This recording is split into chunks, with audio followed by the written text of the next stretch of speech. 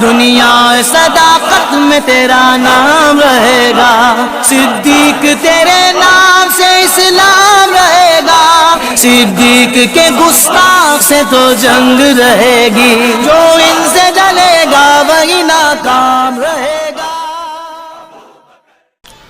अस्सलामु अलैकुम। আলহামদুলিল্লাহ, এতক্ষণ ধরে আপনাদের কাছে মুফতি হযরত মাওলানা মোহাম্মদ আলাউদ্দিন সাহেব তিনি আলোচনা করলেন। আপনারা সকলে ধীর স্থিরভাবে শুনলেন। এখন আমি গুনাহগার, আপনাদেরই পীরের আওলাদ, বিশ্বনবী হযরত মুহাম্মদ সাল্লাল্লাহু আলাইহি সাল্লামের গোলাম, এসেছি সংক্ষেপ সময় দু কথা আলোচনা করার উদ্দেশ্যে। তবে একটা জিনিস খুব ভালো লাগলো, আজও ভারতবর্ষে পশ্চিম বাংলায় সম্প্রীতি ভালোবাসা আজও আছে। কেন কিছু ছেলে আমাকে রোড থেকে ইস্তেকবাল করে আনতে গিয়েছিল। যখন আসছিল, এরা এলাকায় হিন্দু মানুষের বসবাস, হিন্দু ভাইদের কিছু বসবাস আছে, তাদেরও কিছু ধর্মীয় অনুষ্ঠান হচ্ছে। তারা দেখা গেল ওই বক্সটাকে বন্ধ করে দিল। আবার এই ছেলেগুলো যখন আসছিল, পাশে একটা হিন্দুদের ভাইদের মন্দির আছে, সেখানে অনুষ্ঠান হচ্ছিল। আমাদের ছেলেগুলো ওখানে চুপচাপ আস্তে আস্তে চলে এলো। এটাই হলো ভালোবাসা, আর এটাও ইসলামেরই আদর্শ। এমন করোনা অপরের ধর্মে আঘাত হোক, তার একটা ধর্মীয় কাজ চলছে, সেখানে যদি তুমি তাকবীর দিতে, তার অসুবিধে হতো। তো এই যে ভ্রাতৃত্ব ভালোবাসা দেখে আজকে ভালো লাগলো। কেন একদল মানুষ তো এই ভ্রাতৃত্বটাকে নষ্ট করার খুব চেষ্টা করছে, দেশটাকে শেষ করার জন্য। তারপরও আপনারা তাদের চক্রান্তে পা না দিয়ে, এটা শুধুমাত্র প্রেম। তো যা আজকে এই গিলাবাড়ি গ্রামে ফুরফুরা শরীফ আহলে সুন্নাত ওয়াল জামাতের সংগঠনের যারা কর্মী আছে, সদস্য আছে, বা সংগঠনকে যারা ভালোবাসে, দরদি আছে, বাপ মা ভাইয়েরা বোনেরা, তারা মিলে নিজেদের মেহনতের গাঁটের পয়সা থেকে চাঁদা তুলে নয়, আজকে এই বিশ্বনবী দিবস উদযাপন করছে। অর্থাৎ আমার রাসূল পাক সাল্লাল্লাহু আলাইহি ওয়াসাল্লামের আগমন উদ্দেশ্যে খুশির মাহফিল বানাচ্ছে। সেই বিষয়ে আমার পূর্বে ভাই মুফতি আলাউদ্দিন সাহেব অনেক কিছু দলিল আপনাদেরকে প্রমাণ দিয়ে বুঝিয়েছে। কেননা আজ আমরা যেমন একদিকে বিশ্বনবী দিবস, ঈদে মওলুদুন নবী করি, আর একদিকে মুনাফিক আছে যারা দেখতে মুসলমানের মতো লাগে, তারা কিন্তু ঈদে মওলুদুন নবীকে নিষেধ করতে করতে হারামও পর্যন্ত বলে ফেলে। অথচ তারা জানে না সর্বপ্রথম আমার রসুলের মিলাদ আমার আল্লাহ স্বয়ং নিজে করেছেন। জোরে বলুন সুবহানাল্লাহ। এবার আল্লাহ করেছেন বলতে মাউলুদ শব্দের মানে হলো শিশু বেলার কথা, আগমনের আলোচনার মাহফিল। আগমন রাসূল পাক সাল্লাল্লাহু আলাইহি ওয়াসাল্লামের আগমনের আলোচনা যেখানে হয়, সেই মাহফিলটাকে বলা হয় মওলুদুন নবী মাহফিল। আমার আল্লাহ সর্বপ্রথম সমস্ত ফারিস্তাদের নিয়ে রুহের মাকামে আমার রাসূলুল্লাহকে পাঠাবার আগমনের আলোচনা করেছিলেন। জোরে বলুন সুবহানাল্লাহ। ভুলটা ভাঙলো তো নাকি? তাহলে যে মিলাদের মর্যাদা কত, যে আল্লাহ হাবিবের তার দস্তর পাঠাবার ঘোষণার মিলাদ, সর্বপ্রথম তিনি ফারিস্তাদের নিয়ে, নবী রসুলদের নিয়ে আলোচনা করেছেন। সাথে সাথে কোরআন পাকেও আল্লাহ বলেছে রসুলের মৌলুদ বানাবার কথা। আল্লাহ কোরআনে বলেছেন, কুল বিফদলিল্লাহি আবি রাহমাতি ফাবিযালিকা ফালিয়াফরাহুন। আমার হাবিব, দুনিয়ার মানুষকে আপনি বলে দিন, আমার রহমত ও ফজল পেয়ে দুনিয়ার মানুষ যেন খুশি বানায়, আনন্দ বানায়। বলুন আল্লাহু আকবার। যে যাকে ভালোবাসে তার আলোচনা শুনলে খুশি হয় না দুঃখ পায়? খুশি হয়। তাহলে আল্লাহ বললেন রহমত পেয়ে, ফজল পেয়ে খুশি বানাও। নবী রহমত না গজব? নবী রহমত না গজব? ওমা আরসালনাকা ইল্লা, বলুন সবাই তো জানেন, বলুন রাহমাতাল লিল আলামিন। এই যে বললেন প্রতিটা অক্ষরে সওয়াব পেলেন। জোরে বলুন সুবহানাল্লাহ। তাহলে রাসূল হলেন রহমত। আল্লাহ আগের আয়াতে বললেন রহমত পেয়ে খুশি বানাও, আর এক আয়াতে বললেন রসুল হলেন রহমত। তো রহমত যখন পেয়েছি, খুশি বানাতে হবে না হবে না? আর ইমানদারের খুশি হলো রসুল্লাহর আলোচনা শোনা। আমরা রসুলের সিরাতের মাহফিলও করি, অর্থাৎ জীবনের আলোচনাও করি, নূরুন নবী আলোচনা করি, মেরাজুন নবীর আলোচনা করি, সবটাই করি। এই মাসটাই এলে বেশি বেশি করে নবীর আগমনের আলোচনা করি। জোরে বলুন সুবহানাল্লাহ। তথাপিও আমাদের মাওলানা হযরত আব্দুল ওয়াহাব সাহেব, তেনার ছেলে ভাই মোহাম্মদ তামিম, সে তো আমার আবার বাবাজি হচ্ছে। সে একটা কথা বলল, কথাটা শুনে খুব ভালো লাগলো, যে ভাইজান, আমাদের গ্রামে কিছু মানুষ এখনো ভুল বোঝে। আমাদের বিরোধী কিন্তু বলেনি, আমাদেরকে ভুল বোঝে। কথাটা ঠিকই। আমাদের বিরোধী কখনো মানুষ করতে পারে না, ভুল বুঝতে পারে। কেননা আমরা যে কাজ করছি, এ কাজ 5 হুজুর করেছে, এ কাজ দাদা হুজুর করেছে, এ কাজ গৌসুল আজম করেছে, এ কাজ খাজা গরিবে নওয়াজ করেছে, এ কাজ আমার রসুল সাহাবাদেরকে করা শিখিয়েছে। জোরে বলুন সুবহানাল্লাহ। কিছু মানুষ ভুল বুঝতে পারে, হয়তো তার কাছে মেসেজ ভুল যেতে পারে, বুঝতে ভুল হতে পারে। তা বলছিল, আমাদের যারা ভুল বোঝে তারাও কিছু বিপদে পড়ে গেলে তাদের পাশেও আমরা দাঁড়াই। আহা, কত সুন্দর কথা! কেনই বা দাঁড়াবে না? আমার দয়ার নবী তো দুশ্মনের পাশেও দাঁড়াতো। জোরে বলুন সুবহানাল্লাহ। তো সেই নবীর তো আমরা গোলাম, আমরা কেন দাঁড়াবো না? তা দু কথা বলবো। কমিটির যারা দায়িত্বে আছে তাদেরকে উদ্দেশ্য করে বলবো, রাস্তায় যেন কোনো রকম ভিড় না হয়, আর খেয়াল রাখবে পথচারী মানুষের অসুবিধে না হয়। আর পাশেই আমাদের পড়শিরা বাস করছে, হিন্দু ভাইয়েরা, তাদেরও ধর্মীয় কাজ হতে পারে, আজকে কিছু থাকতে পারে।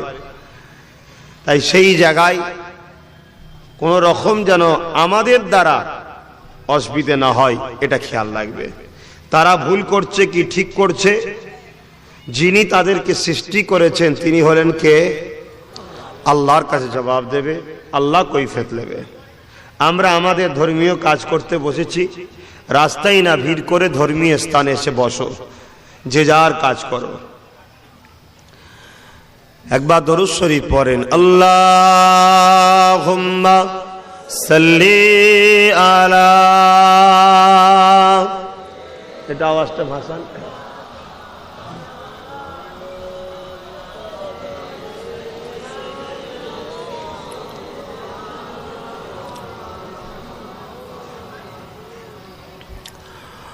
أعوذ بالله من الشيطان الرجيم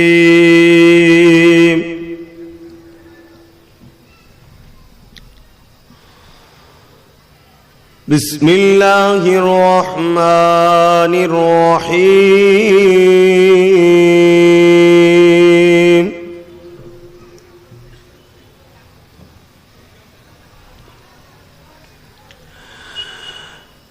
ألف لام را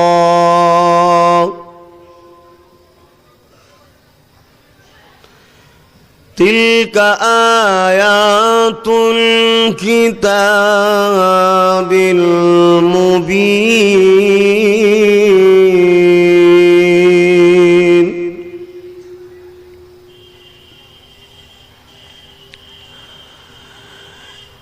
إنا أنزلناه قرآنا عربيا لعلهم تعقلون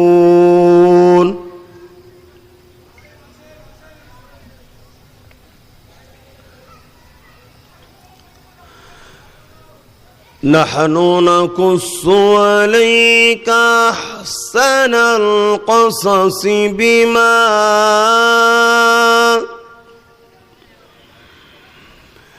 بما أوحينا إليك هذا القرآن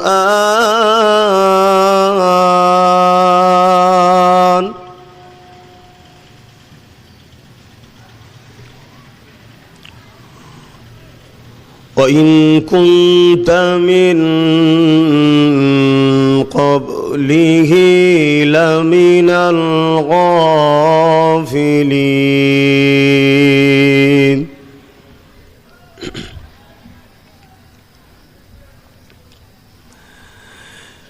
إذ قال يوسف لأبيه يا أبت إني رأيت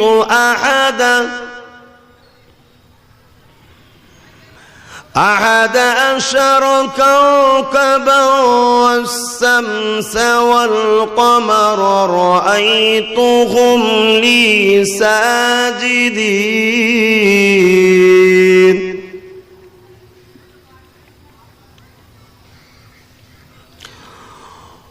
قال يا بني لا تقصص رؤياك على إخوتك فيكيدوا لك كيدا إن الشيطان للإنسان عدو مبين صدق الله العظيم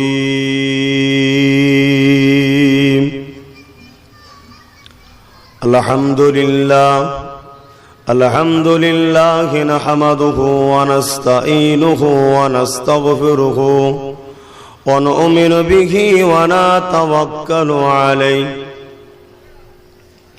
ونعوذ بالله من شرور أنفسنا ومن سيئات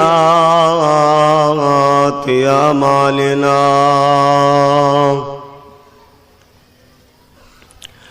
من يهدي الله فلا مضل له ومن يضلله فلا هادي له ونشهد أن لا إله إلا الله وحده لا شريك له ونشهد أن سيدنا وحبيبنا ومولانا محمدا عبده ورسوله أما بعد فيا أيها الحاضرون رحمكم الله قال الله تعالى في كلام المزيد والفرقان الحميد إن الله وملائكته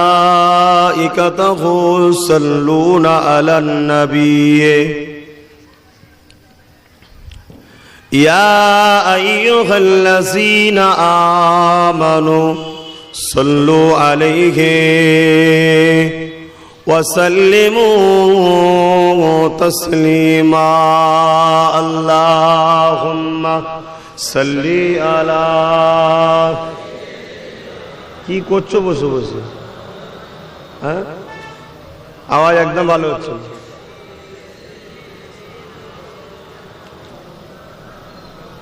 আওয়াজ খেলছে গো তোমার আল্লাহুম্মা সাল্লি আলা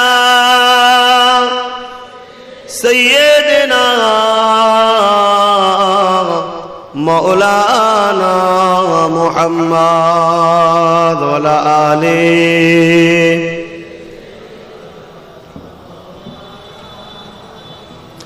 একটু মহব্বতে সবাই পড়ে এতগুলো মানুষ বসে আছে লোক ভাববে হয়তো মুসলমানদের মাহফিলে লোক হয় না ওরা মাহফিলে আর বসে না হ্যাঁ দরুদ পড়ার লোক আর দুনিয়াতে নাই এটাই তো লোক ভাববে কারণ একদল লোক দরুদের বিরুদ্ধে বেরিয়েছে না বেরোয়নি তারা তো দরুদ পড়েও না আর পড়লে আবার বাধা দেয় যে বলে সময় পাস করছে বড় দুঃখ তো এটাই অথচ একবার কেউ যদি দরুদ পড়ে আল্লাহ পাক খুশি তার উপর 10 বার রহমত বর্ষণ করে জোরে বলুন সুবহানাল্লাহ কেউ আমাদের আপন নয় আমার রাসূল ছাড়া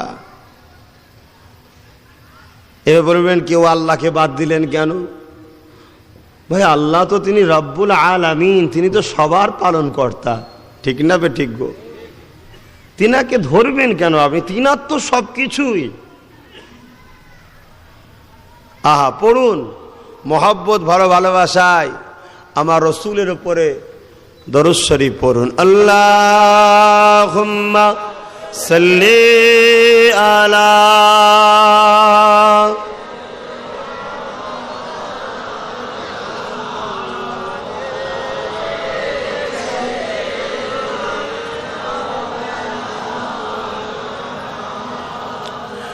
मेरे आँखों की बुदली में जलवा मोहम्मद का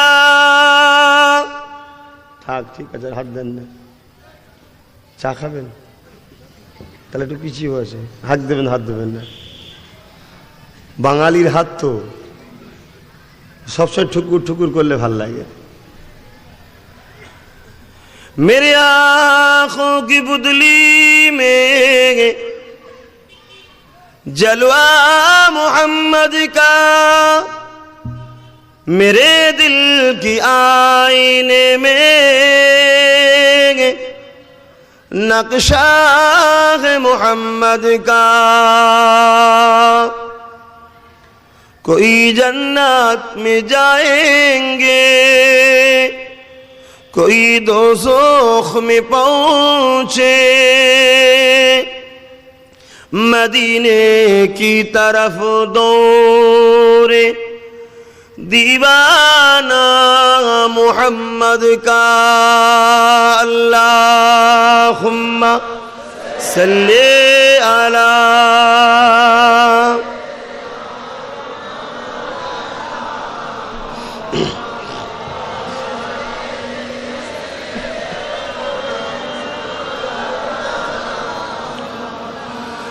कलमे ला इलाहा इल्लल्लाह ला इलाहा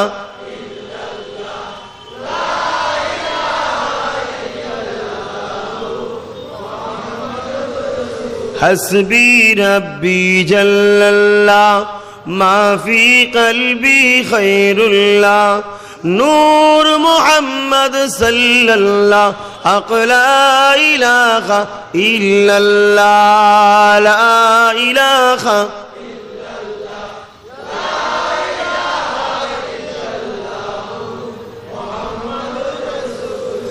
बुलबुल तोती परवाना हर एक उसका दीवाना, बुलबुल तोती परवाना हर एक उसका दीवाना, कुम्र किसकी मस्ताना कौन जागोर का जानाना।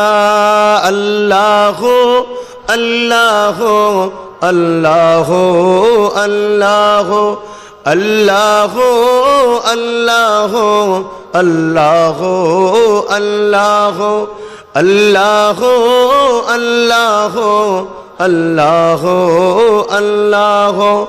मौला दिल का जंग छुरा कल्बे नूरी पाए जिला, मौला दिल का जंग छुरा कल्बे नूरी पाए जिला, दिल को कर दे आईना, दिल को कर दे आईना, जिसमें चमके कलमा ला इलाहा इल्लल्लाह, ला इलाहा इल्लल्लाह, ला इलाहा इल्लल्लाह, ला इलाहा इल्लल्लाह, ला इलाहा इल्लल्लाह मुहम्मदुर रसूलुल्लाह। अल्लाहुम्मा सल्ली अला।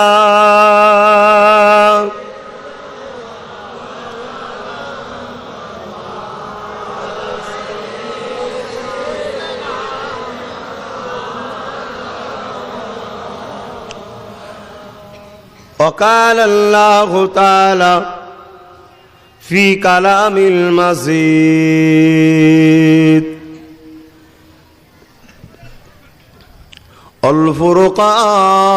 الفرقان الحميد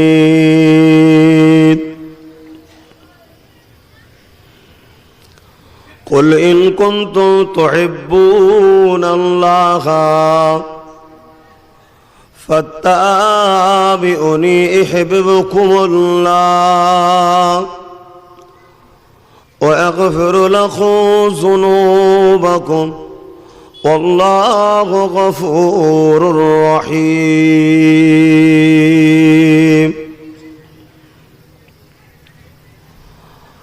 وقال النبي صلى الله عليه وسلم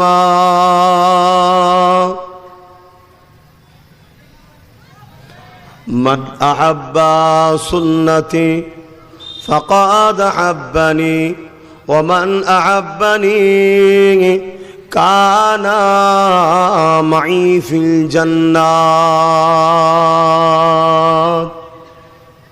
আমার আব্বা, আমার আম্মা, আমার ভাই, আমার বোন, আমার ছোট ছোট বাচ্চা যারা এসে বসেছ, সবার উপরে আল্লাহর রহমত বর্ষণ হোক, বলুন আমিন। আজ গিলাবাড়ি গ্রামে বিশ্বনবীর আগমন উদযাপন দিবস। তথাপিও আমি একটা বিষয়ের উপরে আলোচনা করব, যে বিষয়টা হলো, ওই কথাটা আমার ভালো লেগেছে যে আমাদেরকে বহু মানুষ চেনে না, বিরোধী করে, তথাপিও তারা বিপদে পড়লে আমরা যাই। এইটার উপরে আলোচনা করব যে শিক্ষা মৌলানা আব্দুল ওয়াহাব সাহেবের ছেলে পেল কার থেকে। খুলে রাখলে ঠান্ডা লাগছে আর বাঁধলে গরম হচ্ছে। এখন এই সময়টাই তো বড় সাবধান, কেন যাতায়াত করছে তো। এখন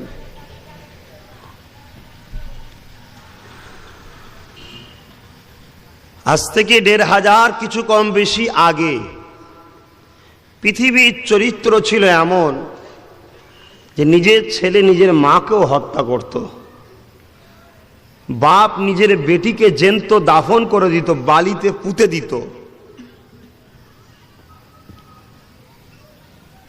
মহান রব্বুল আলামিন যিনি হলেন লিল্লাহে মা ফিস সামাওয়াতি ওয়া মা ফিল আরদ, জমিন আসমানের একমাত্র স্রষ্টা মালিক, তিনি কে?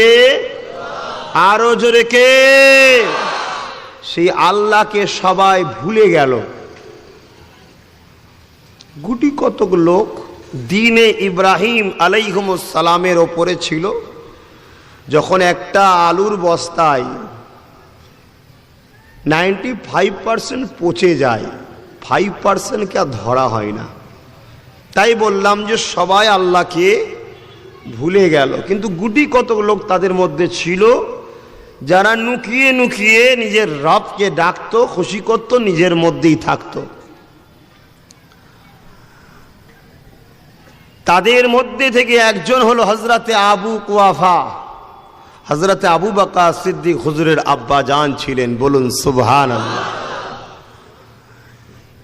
এই রকম একটা অন্ধকার পৃথিবীতে ছেয়ে গেল, যেখানে শিক্ষা বলে কিছু আর রইল না, মানবতা বলে কিছু রইল না, সভ্যতা বলে কিছু রইল না।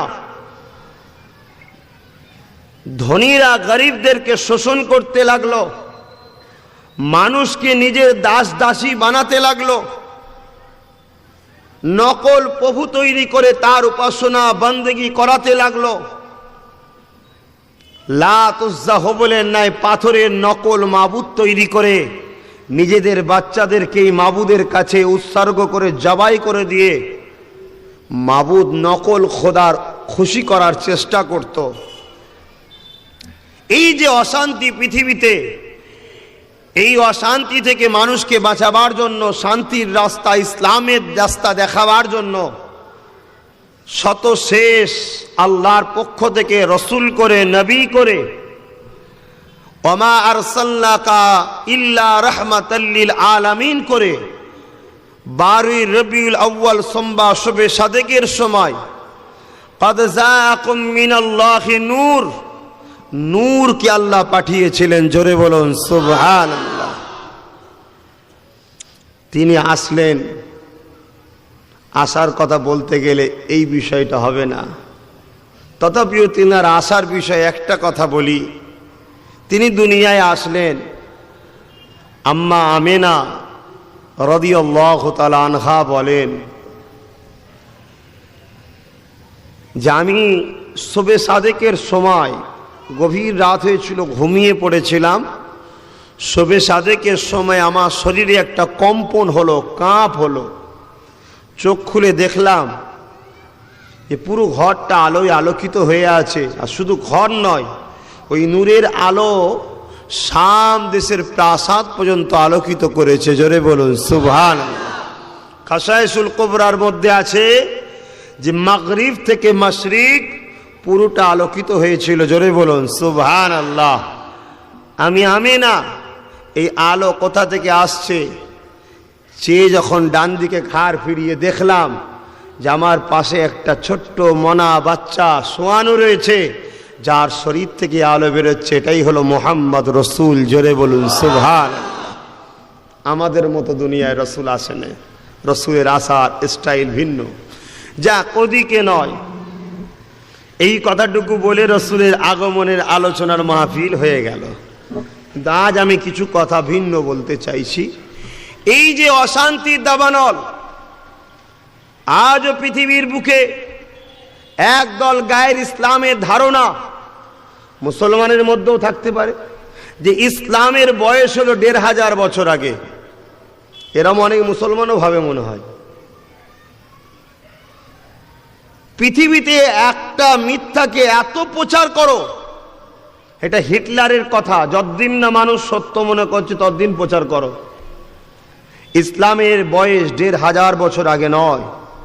ইসলামের বয়স সর্বপ্রথম ইসলাম যে মহামানব দ্বারা এসেছিল তিনি আমার ভারতবর্ষে এসেছিলেন। জোরে বলুন সুবহানাল্লাহ। তিনি হলেন সমস্ত মনুষ্য জাতির পিতা। হিন্দু হোক, খ্রিস্টান হোক, নাসারা হোক, জৈন হোক, বৌদ্ধ হোক, দলিত হোক, আদিবাসী হোক, সাঁওতাল হোক, যত মানুষ আছে সমস্ত মানুষের পিতা, আমারও পিতা, আপনাদেরও পিতা আব্বা হযরতে আদম সফিউল্লাহ। তিনি যে বাণী নিয়ে এসেছিলেন ওটার নাম ছিল ইসলাম, শান্তি। জোরে বলুন সুবহানাল্লাহ। মানুষ যুগে যুগে যখন ইসলাম ভুলে গিয়ে নিজের মন গড়া নকল ধর্মের উপাসনা করে, তখন ওই মানুষগুলোকে আবার মহান স্রষ্টার শান্তির রাস্তার দিকে আনার জন্যে যুগে যুগে নবী রসুল পয়গম্বর মেসেঞ্জার পথ প্রদর্শককে পাঠানো হয়েছে। ঠিক ১৫০০ বছর আগে যখন খুব অশান্তির আগুন জ্বলে গিয়েছিল পৃথিবীতে, আমার আল্লাহ ওই মানুষগুলোকে অশান্তির আগুন থেকে বাঁচাবার জন্য শান্তির রাস্তা হলো ইসলাম, ওই শান্তির রাস্তা দেখাবার জন্য মুহাম্মদ আরবি সাল্লাল্লাহু আলাইহি ওয়াসাল্লামকে পাঠিয়েছিলেন। জোরে বলুন সুবহানাল্লাহ। তিনি দুনিয়ায় আগমন করলেন, আস্তে আস্তে বড় হলেন, বড় হওয়ার পরে মানুষকে ডাক দিলেন, দিয়ে সর্বপ্রথম যে কথাটা বলেছিলেন সেটা হলো তোমাদের মালিক হলেন একজন, তোমাদের সৃষ্টিকর্তা হলো একজন, তোমাদের হাতে তৈরি করা এগুলো নয়, তোমাদের সৃষ্টিকর্তার কোনো ছবি নাই, তোমাদের সৃষ্টিকর্তার কোনো ভাষ্যকর নাই, তোমাদের সৃষ্টিকর্তার কোনো ফটো নাই, তোমাদের সৃষ্টিকর্তাকে কেউ দেখেনি, তোমাদের সৃষ্টিকর্তার কোনো মূর্তি নাই। তিনি হলেন লা শরীক, তার কোনো শরিক নাই, অংশীদার নাই। লাম ইয়ালিদ ওয়া লাম ইউলাদ, তিনি কারো থেকে জন্ম নয়, তার থেকেও কেউ জন্ম নয়। খোদা হতে গেলে, সৃষ্টিকর্তা হতে গেলে সে হবে যার বাপ মা নাই এবং যার স্ত্রী ছেলে পুলে নয়, সে হবে খোদা। জোরে বলুন সুবহানাল্লাহ। যে খোদা দাবি করা শখ করবে এই শর্তটা তার মধ্যে দেখাতে হবে। পারবে কেউ? আদম নবী পারবে, বাপ মা নেই, কিন্তু আর একদিকে রয়েছে তো ছেলে বলে স্ত্রী। ওয়ালাম ইউলাদ, তার সন্তান আছে কি, কিন্তু ওয়ালাম ইউলাদ, তার সন্তানও থাকবে না, সে হবে খোদা। আমার আল্লাহর বাপ মা নেই, সৃষ্টিকর্তার সন্তানও নাই। এ দুনিয়ার মানুষ, এ মক্কার মানুষ, এটাকে প্রথম মান। নিজেদের কাল্পনিক বিশ্বাস ছেড়ে দিয়ে আমাকে, তোমার, আমার সকলের স্রষ্টা আল্লাহ পাঠিয়েছে শান্তির কথা বলার জন্য, এটাকে মানো। কেউ মানছে না। সবার মুখে একটাই কথা, দীর্ঘদিন বাপ দাদু সবাই করে আসছে, দেখছি আমরা কি করে ছাড়ি। আল্লাহ নবী জানিয়েছেন, বাবারা, তোমাদের পূর্বপুরুষ ঈসা নবীকে যারা মেনেছিল তারা এক আল্লাহকে মেনেছিল। বাবা, 500 বছর আগে তারা এসেছিল, ঈসা নবীকে মেনে তারা এক আল্লাহর উপাসনা করেছিল। তার পূর্বে বাবা 2000-4000 বছর আগে হযরত ইব্রাহিম খলিলুল্লাহকে মেনেছিল, তারা সবাই এক আল্লাহর ইবাদত করেছিল। বাবারা, তোমাদের সবার পিতা আব্বা জান আদম সফিউল্লাহ, তিনিও এক আল্লাহর উপাসনা করেছিল। এ বাবা ছেলেরা, মেনে নে লা ইলাহা ইল্লাল্লাহ আনা মুহাম্মাদুর রাসূলুল্লাহ। কেউ মানতে চায় না। এ নওজওয়ানেরা, আল্লাহ নবী বড় কষ্ট করে দুনিয়ার মানুষকে বুঝাতে লেগেছে, কেউ রাসূলুল্লাহ কথাকে মানতে চাই না। উপরন্ত আবু জেহেল, উতবা, সাইবা, আবু লাহাব আমার রাসূলুল্লাহ বিরোধী করতে লাগলো। এ দুনিয়া মানুষেরা, সাধারণ মানুষ কিন্তু বিরোধী করছিল না, তারা রাসূলুল্লাহর কথা শুনছিল। আর তাদের নেতা আবু জেহেলের মুখের দিকে তাকিয়েছিল, উতবার মুখের দিকে তাকিয়েছিল, সাইবার মুখের দিকে তাকিয়েছিল, আবু লাহাবের মুখের দিকে তাকিয়েছিল। আমাদের নেতারা কি বলে শুনি।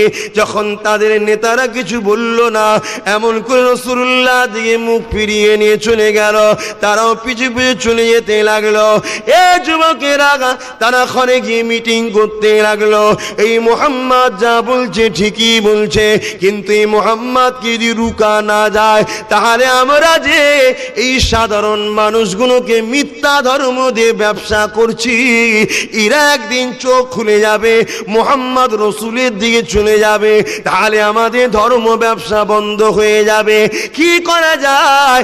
তখন তারা মিটিং করলো, এক কাজ করো, মুহাম্মদ রসুলকে পাগল বলে প্রচার করো। নাউযুবিল্লাহ মিন জালিক। প্রচার করো। দ্বিতীয়বার ওই কথাটা আর বলছি না। আমার আল্লাহ আয়াত নাজিল করেছিলেন আমার রসুলের হয়ে, এ দুনিয়ার মানুষ, আমার রসুল পাগল নয়, পাগল তো তোরা।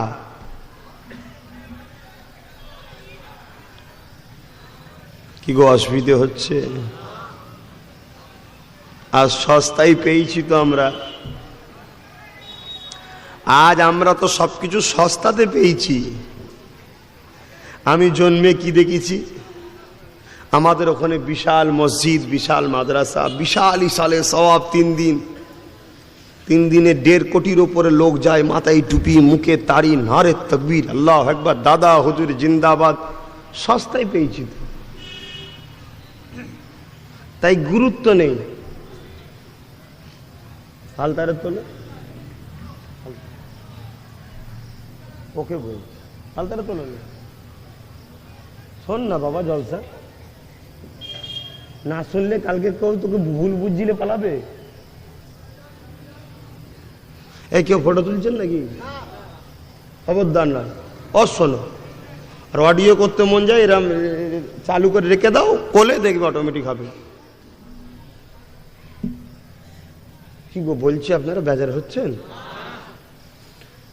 মানুষ ফ্যাশন হয়ে গেছে, মুখে দাঁড়ি, হাজি সাহেব ভাইফোঁটা করছে। কি হয়েছে বলছেন না, সম্প্রীতি করতে হবে। আচ্ছা হাজিকে জিজ্ঞেস কর, সত্যি করে বল দিন, তুই কোনো গরিব হিন্দুকে কোনোদিন দান করেছিস? ও নিজের মাকে হয়তো খাওয়ায় না, গরিব হিন্দুকে খাওয়াবে। ও সম্প্রীতি দেখাচ্ছে, ভণ্ড, অন্য কিছু নয়। ও আমার জাতকেও শেষ করছে, হিন্দুদের ঘরেও ধোকা দিচ্ছে। তোর ভাইফোঁটা ও করুক না, তুই মাথা মারতে গেছিস কেন? হ্যাঁ, তোমার ইসলামের মধ্যে ওই ভাষাটা শরিয়াতে জায়েজ আছে? আহা মুসলমান। আর আমি যেই বলবো অমনি বলবে আব্বাস সিদ্দিকী বোঝেনি, সব সে আগেকারের মতো পুরাতন স্টাইলে চললে হয়। আরে সব গেঁয়া লোক বোঝেনি, এখন মডার্ন হতে হবে, মাঝে মাঝে জিন্সের প্যান্ট গেঞ্জি পরতে হবে। হাজি তো কি হয়েছে, ক্যাপ টুপি লাগাতে হবে, ফুটবল মাঠে যে রেফারি পু পু করে বাজাতে হবে। এখন যুগ এটা চলছে, যুগ কবরে ঢোক না, যুগ বুঝাবে খুনি ঢোক। আরে আমি হিন্দুকে, খ্রিস্টানকে, দলিতকে, আদিবাসীকে ভালোবাসবো একটা কারণে, আমাকে যিনি সৃষ্টি করেছে ওনাকেও তিনি সৃষ্টি করেছে, আল্লাহর সৃষ্টি হিসাবে ভালোবাসবো, ঠিক না বে ঠিক? তাহলে আল্লাহর জন্যে ভালোবাসবো, তাহলে আল্লাহর জন্যে যেটা হবে সেটা অরিজিনাল হবে, বাকিটা সব ধোকা দেওয়া হয়।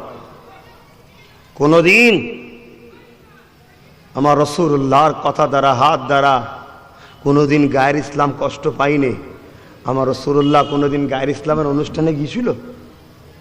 হ্যাঁ, আজও স্বামী বিবেকানন্দর কিতাব খোলো, বলতে বাধ্য হয়েছে, আমি যদি মোহাম্মদ রসুলের পিরিয়ডে আসতাম, নিজের বুক চিরে দিয়ে রক্ত দিয়ে মোহাম্মদের চরণ পাকে ধুইয়ে দিতাম। কেন?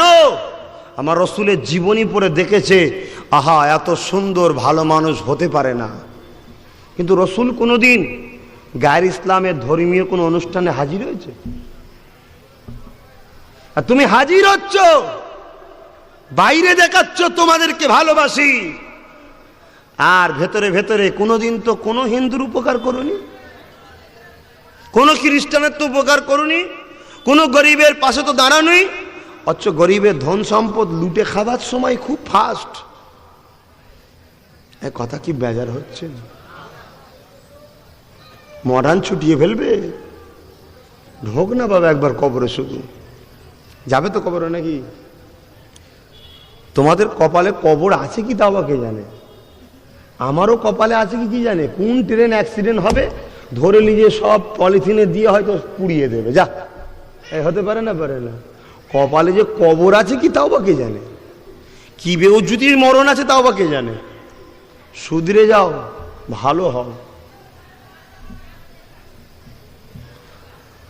আরে মুসলমান ঘরের ছেলে মেয়েরা তরুণেরা, আমার নবী পাককে ফলো করো, আমার নবী পাকের আদর্শকে মেনে নাও। কেননা স্রষ্টা আল্লাহ পাক তিনি পাঠিয়েছিলেন ১,৫০০ বছর আগে মুসলমানদের জন্য শুধু নয়। এ যুবকেরা, তরুণেরা, আব্বারা, পৃথিবীর মানুষ জাতির শিক্ষক করে যারা আমার রসুলকে রসুল বলে মেনে নিয়ে নবী পাকের আদর্শে জীবন গড়ে, এদেরকে বলা হয় মুমিন মুসলমান। যারা আমার নবীকে শুধু মুখে মানে বলে, দিলে মানে না, এদেরকে বলা হয় মুনাফিক মুসলমান। যারা মুখও মানে না, দিলে মানে না, এদেরকে বলা হয় গায়ের মুসলমান। এ যুবকেরা, তরুণেরা, গায়ের মুসলমান হলেও চলবে না, মুনাফিক মুসলমান হলেও চলবে না, মুমিন মুসলমান হতে হবে। মুখে শুধু নবী নবী করব, কাজ কাম উঠা বসা রাসূলুল্লাহ বিরুদ্ধে হবে, এখা কখনো চলবে না। আমার নবী পাকের আদর্শ কেমন ছিল দেখে। এ ছেলেরা, যুবকেরা, আল্লাহ নবী জানিয়ে দিলে মুসলমান কাকে বলে, প্রকৃত ইমানদার কে হবে, প্রকৃত মুসলমান কে হবে। আল্লাহ নবী জানলে যার হাত দ্বারা কথা দ্বারা তার পাড়া প্রতিবেশী যেন কোনো কষ্ট না পায়, সেই হবে প্রকৃত মুসলমান। এ যুবকেরা, তরুণেরা, বাপেরা, এ নবী পাকের প্রেমিকেরা, আরে আমার নবীর আদর্শ কেমন ছিল। আল্লাহ নবী একদিন রাস্তা দিয়ে যায়, আল্লাহ নবী দেখতে লেগেছে ওই রাস্তার উপরে কাঁটা বিছানো আছে। আল্লাহ নবী একবারও জিজ্ঞাসা করলো না কে কাঁটা বিছিয়েছে, কি জন্যে বিছিয়েছে। আল্লাহ নবী কাঁটাগুলোকে নিজে হাতে করে কুড়িয়ে সরিয়ে দিয়ে যেখানে লোকালয় চলে না ওই জায়গায় কাঁটাগুলো ফেলে দিয়ে আল্লাহ নবী নিজের কাজে রওনা দিলে। আজ নবীর উম্মত দাবি করি, ঘরের ময়লাগুলো নিয়ে এসে কোথায় ফেলেন বলবেন তো? দোকানদার দোকান ঝাঁট দিয়ে ময়লাগুলো ফেলে কোথায়? কে করছে আমি বলবো না, ওরা করে, ওরা করে, ও আমি শুনতে চাই না। তুমি মুসলমান, নবীর উম্মত দাবি করেছো যে আমি রসুলকে মানি, যারা বলো তোমরা ফেলতে পারবে রাস্তায় ময়লা? কেন ফেলতে পারবে না? কেন আমার রাসূলুল্লাহ এটাকে অপছন্দ করতেন। আল্লাহ নবী সাহাবাদেরকে শিক্ষা দিয়েছিলেন, রাস্তায় যদি কোনো পথচারী মানুষের কষ্টদায়ক কিছু পড়ে থাকে সেটাকে তুলে নিয়ে এমন জায়গায় ফেলো যেখানে কোনো মানুষের পা যেন না পড়ে। একদিন এক ইহুদি ধর্মগুরু এক রাস্তা দিয়ে যাচ্ছিল, কিছু নোংরা পড়ে আছে রাস্তায়। সে ধর্মগুরুর পাশে তার কিছু শিষ্যও ছিল। ইহুদি ধর্মগুরুটা আফসোস করে বলছে, মনে হয় এই রাস্তা দিয়ে মুহাম্মদ রসুলের অনুসারীরা যায়নি। তা তিনার সাথে যারা শিষ্য ছিল জিজ্ঞাসা করছে ধর্মগুরুকে যে আপনি এ কথা বললেন কেন? তখন সেই ইহুদি ধর্মগুরু বলছে, এই যে রাস্তায় নোংরা পড়ে আছে দেখছো, যদি মুহাম্মদ রসুলের অনুসারী যেত তাহলে এই নোংরাগুলো রাস্তায় থাকতো না। জোরে বলুন সুবহানাল্লাহ। আর আজকে মুসলমান পাড়ায় ঢুকলে বিশেষ করে বোঝা যায় যেটা মুসলমানের পাড়া। দুটো কারণে, এক সরকার রাস্তা করে দেয়নি ওজন্যে বোঝা যায় খারাপ রাস্তা, আর একটা হলো নোংরা ভর্তি। আমার কথা কি আপনাদের কারো রাগ হলো যে হুজুর তুমি এরম করে বলছো কেন? গা আশপাশে সব গায়ের ইসলামরা শুনবে আমরা এত খারাপ। এই পরিবর্তন হ, কে শুনছে কে শুনছে না ওটা বড় জিনিস নয়, তুমি ভালো হবে আল্লাহর জন্যে। দুনিয়া তোমায় কি বলছে দেখার দরকার নেই। নোংরা নোংরা, ভালো ভালো, পরিষ্কার পরিষ্কার, ভুলটা ভুল। তুমি সেই নবীর উম্মত দাবি করেছো যে নবীর অনুসারীরা রাস্তা দিয়ে গেলে কোনো পথচারী মানুষের বিপদের কোনো রাস্তায় কিছু পাওয়া যেত না, আর সেই নবীর উম্মতে নোংরা যত নিয়ে এসে রাস্তায় ফেলছে। এখন ও ফেলছে, সে ফেলছে, আমি দেখতে যাব না, আমি বলতেও যাব না। তোমার দ্বারা কেন হবে? কি গো, আমার আজ কি ভুল হচ্ছে? যুবকরা কি বলছিস রে বাবা? তো ভালো হতে হবে তো নাকি? তাহলে আজ থেকে কথা দিচ্ছ যে জন জাল ময়লা যেখানে ফেলার জায়গা সেখানে ফেলবো। ঝাঁটিয়ে এলে আমি আমার ঘরটা পরিষ্কার করে ছেড়ে দিলাম রাস্তায়, ওটা ভালো মানুষের কাজ নয়। এর মধ্যে কত সওয়াব আছে তোমরা জানো না, এর মধ্যে কত পুণ্য আছে, নেকি আছে, সেটাই তোমরা জানো না। কেন? এটা হলো রাসূলের একটা হুকুম, সুন্নাত। জোরে বলুন সুবহানাল্লাহ। আল্লাহ নবী প্রতিদিন এই কাঁটাগুলো সরিয়ে সরিয়ে যায়। প্রতিদিন আল্লাহ পাকে রাসূলে যাবার রাস্তাতে ওই বুড়িটা কাঁটা বিছিয়ে দেয়। কেননা আমার রাসূলুল্লাহ বলেছিল, লা ইলাহা ইল্লাল্লাহ, মালিক হলেন একজন, আল্লাহ ছাড়া কোনো ইলাহ নাই, আল্লাহ ছাড়া কোনো প্রভু নাই, আল্লাহ ছাড়া কোনো খালিক নাই, আল্লাহ ছাড়া কোনো ইবাদত করনেওয়ালা অন্য কারণ হবে না। এ যুবকেরা, তরুণেরা, এই জন্যে বুড়িটা আমার রাসূলুল্লাহর উপরে রাগ করে আল্লাহ নবী রাস্তাতে যাবার কাঁটা দিত। মুহাম্মাদের পায়ে কাঁটা পড়বে, কষ্ট পাবে, এই জন্য আমার রাসূলুল্লাহ রাস্তায় কাঁটা দিত। আল্লাহ নবী প্রতিদিন সরিয়ে সরিয়ে যেতে। একদিন আল্লাহ নবী যেতে লেগেছে, ওই রাস্তাতে কোনো কাঁটা নাই। আল্লাহ নবী থমকে দাঁড়িয়ে বললে, এক মানুষকে ডাক দিলে, এ আব্দুল্লাহ, এ আল্লাহর বান্দা, দিকে আসো, এখানে একটা বুড়ি কাঁটা পিছাতো, ওই বুড়িটা কোথায়? আল্লাহ নবী সব খবর পেয়েছিলেন, কে কাঁটা পিছাতো, কি জন্যে পিছাতো, ওই সময় আজকে কেন কাঁটা পিছাইনি জিজ্ঞাসা করলো। ওই মানুষটা বলেছিলেন, হে আব্দুল্লাহ বেটা মুহাম্মদ, তিনি আজকে অসুস্থ রয়েছে, আপনি তার খোঁজ নিচ্ছেন কেন? তিনি তো আপনার দুশমন, আপনার রাস্তায় কাঁটা বিছয়। আল্লাহ নবী বলেছিলেন, হে আল্লাহ পাকের বান্দারে, সে আমার দুশমন হতে পারে, আমি রাসূলুল্লাহ কিন্তু তার দুশমন নয়।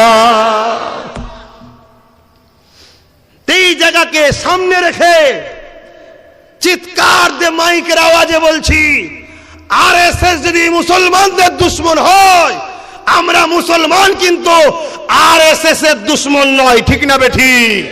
কিন্তু আরএসএস যদি দেশের দুশমন হয়, তাহলে অবশ্যই আমরা মুসলমান আরএসএস এর বিরুদ্ধে আছি, ঠিক না বেঠিক? আমরা ব্যক্তিগত আমাদের দুশমনদের বিরোধী করি না। ভাই, তোমার ঢপ ঢপ করছে কেন? হ্যাঁ, ঢপ ঢপ হচ্ছে কি গো? আমি ভুল বললাম? আমি ভুল বলিনি তো? কারণ আপনারা তখন আমাদের থেকে বড় বড় সব আলেম, চায়ের দোকানে তো আপনারাই সমালোচনা করেন আমাদের, নাকি? এই মৌলী সাহেবটা এই কথা বলা ঠিক করেন। আহা, আম মানুষের জবানের কথা সব কত বড় বড় হচ্ছে এখন। এই জন্য শান্তি নেই, সমাজ শেষ। আল্লাহ নবী বুড়িটার বাড়িতে গেল।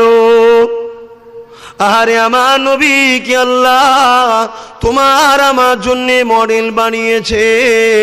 লাকাদ কানা লাকুম ফি রাসূলিল্লাহি উসওয়াতুন হাসানা। উসওয়া, এ দুনিয়ার মানুষ রে, এ আমার সৃষ্টি মখলুক বান্দা রে, আমি আল্লাহ আমার হাবিবকে তোদের জন্য মডেল করে পাঠিয়েছি।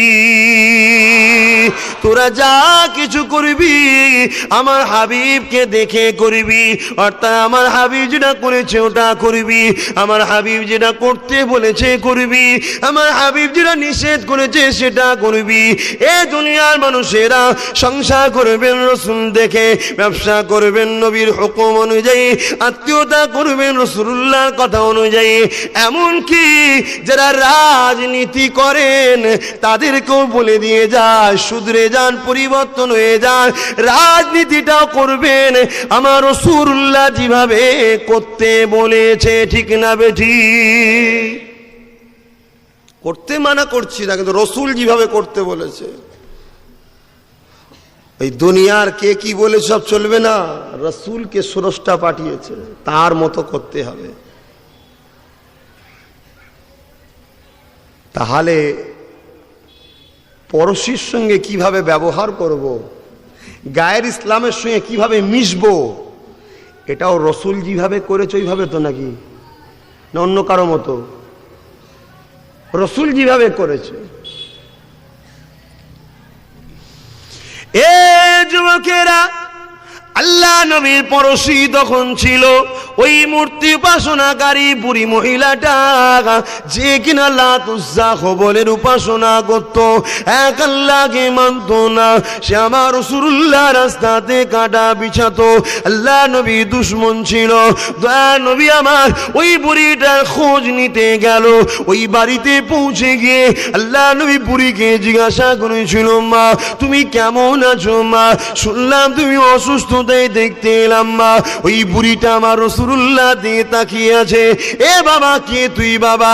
আল্লাহ নবী পরিচয় দিল, মা আমি হলাম মুহাম্মদ, আব্দুল্লাহর বেটা। মা কেন? বুড়ি আমার রাসূলুল্লাহর কথা শুনেছে, কখনো দেখে নে। আজও যদি আরএসএস কে জিজ্ঞাসা করা হয়, এ আরএসএস এর সদস্যরা, তোমরা যে ইসলামের বিরুদ্ধে কথা বলো, তোমরা কি কোরআন পড়েছ? তোমরা কি রাসূলুল্লাহ জীবনী পড়েছ? এরাও বলবে না, জানি না, পড়ি না। তাহলে বিরোধী কেন করো? না আমাদের ধর্মীয় নেতা বলেছে। এ ছেলেরা, যুবকেরা, মুসলমানকে যদি জিজ্ঞাসা করা হয়, এ মুসলমান কেন মন্দিরকে তুই গালি দিস না? কেন গুরুদুয়ারকে গালি দিস না? কেন বাইবেলকে গালি দিস না? কেন গীতা রামায়ণকে গালি দিস না? কেন হিন্দুদের বিরুদ্ধে কথা বলিস না? মুসলমান তখন বলবে, আমাদের নেতা মুহাম্মদ রাসূল মানা করেছে তা।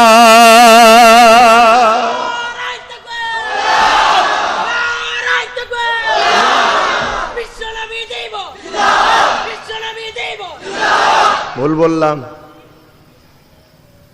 শুধু দেখা যায় ফেসবুকে কোরআনলি অপমান, কাবালি অপমান, মদিনালি অপমান, কি দেখা যায় না? যায় না। তা আমার পকেটেও তো পয়সা আছে।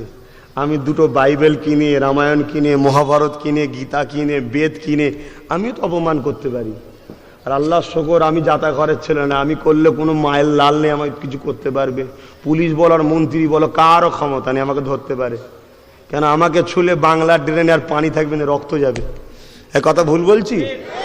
এত পাওয়ারফুল হওয়ার পরেও তোমার মসজিদকে গালি দেয়, তোমার আযান নিয়ে সমালোচনা করে, তোমার কোরআনের বিরুদ্ধে কথা বলে, তথাপি আব্বাস সিদ্দিকী তুমি তাও এসে কেন বুঝাচ্ছ যে তোমার প্রতিবেশী হলো তোমার হিন্দু ভাই, ওকে যদি ভালো না বাসো তুমি মুসলমান হতে পারবে না? আরে এটা আমার কথা নয়, এটা মদিনাওয়ালা আমার ইমাম বুঝিয়েছে। জোরে বলুন সুবহানাল্লাহ। ওটা যদি মানি তবেই তো আমি মুসলমান। আমি রাসূলকে মেনে নিই তবেই তো আমি ইমানদার। ভুল বলছি? ভালো মানুষ হন। দুনিয়া কি করছে দেখার দরকার নেই। আপনি ভালো হন। আপনি ভালো হলে আপনার সাথে আরো 10টা ভালো হবে। কি ভালো হবে না? আল্লাহ পাকের এক যুবক বান্দা, ইয়ং ছেলে, হযরতে আব্দুল্লাহ হুজুর, এক জায়গায় ঘর ভাড়া নিয়েছে। যেখানে ঘর ভাড়া নিয়েছে, বাপ এদিকে শোন রে বাপ, এ ছেলে এদিকে শোন না। এই শুনিসনি বলেই তো তোদের কপাল ফাটছে। ফালতারা শোন না মন দিয়ে। আর শুনিসনি বলেই তো আমাকে এখনো কিছু মানুষ ভুল বুঝছে। তবে এতদিন সংগঠন চালাচ্ছি, কোনোদিন অন্য ধর্মের মানুষ আমার বাধা দেয়নি। যেখানেই বাধা দিয়েছে আমার জাত ভাই। বড় দুঃখ। এই যে ফুরফুরা শরীফে 100 বিঘে জায়গা কিনেছি, ওর প্রচারের জন্য বিভিন্ন জায়গায় ব্যানার মারা হচ্ছে। সব ব্যানার মারা আছে দেখছেন না? ওরা বিভিন্ন জায়গায় সব ছেলেরা ব্যানার মারছে। রাত্রিরে হয়তো বিকেলবেলা বেঁধেছে, রাত কেটে গেল, পরের দিন সকালে উঠে দেখছে ব্যানারই নেই। মনে হচ্ছে কোনো হিন্দু এসে খুলেছে। হ্যাঁ, আমার কাছে যতটুকু রিপোর্ট আছে, ট্রেনে যাবেন, ট্রেনে আলোচনা হচ্ছে, হিন্দু ভাইয়েরা আলোচনা করছে, না একদিন পর একটা কাজ হচ্ছে, শিক্ষার দরকার আছে। এক কথা বুঝছেন না? বোঝেন না? মূর্খর ভিআইপি গাড়িতে চাপার থেকে শিক্ষিতর ভ্যানে চেপে অনেক আরাম আছে। কেন? ও মূর্খর গাড়ি চাপলে 10 সেকেন্ডে 30টা গাল শুনতে পাবেন, আর শিক্ষিতর ভ্যানে চাপলে 10 সেকেন্ডে 50টা জ্ঞান সম্পূর্ণ কথা শুনতে পাবেন। ঠিক না বে ঠিক? আচ্ছা, জ্ঞানের মূল্য আলাদা। হে আমার কওমের মানুষ, তোমরা যাকে নেতা বলে মানো, সেই মোহাম্মদ রসুল জ্ঞানকে কতটা গুরুত্ব দিয়েছে। কোরআনকে মানো দাবি করো, অথচ কোরআন সর্বপ্রথম এমন এক কিতাব যেটা প্রথম কথাটা এসেছে ইকরা, পড়ার কথা এসেছে। জোরে বলুন সুবহানাল্লাহ। আর আজকে এখানে এত লোক আছে, আমি যদি বলা হয় বাবা কটা বিএ পাস দেখি তো, কটা এমএ পাস দেখি তো, কটা মাধ্যমিক পাস দেখি তো। হয়তো এমএ পাস 2-3টে বেরোবে, মাধ্যমিক পাস হয়তো গোটা 15 বেরোবে এই এতগুলোর মধ্যে। কারণ আমি তো সংগঠন চালাচ্ছি রে বাবা। কিসে পড়িস? নেই হুজুর। নেই মানে কিছু তো পড়িস, বলছে 2 পাস। কিসে পড়িস? 4 পাস। কিসে পড়িস? 5 পাস। 50 জনের যদি নাম লিখি, একটা হয়তো মাধ্যমিক পাস বেরোয়। তা তোদের নামের বানান ভুল যাবে না তো কাদের যাবে?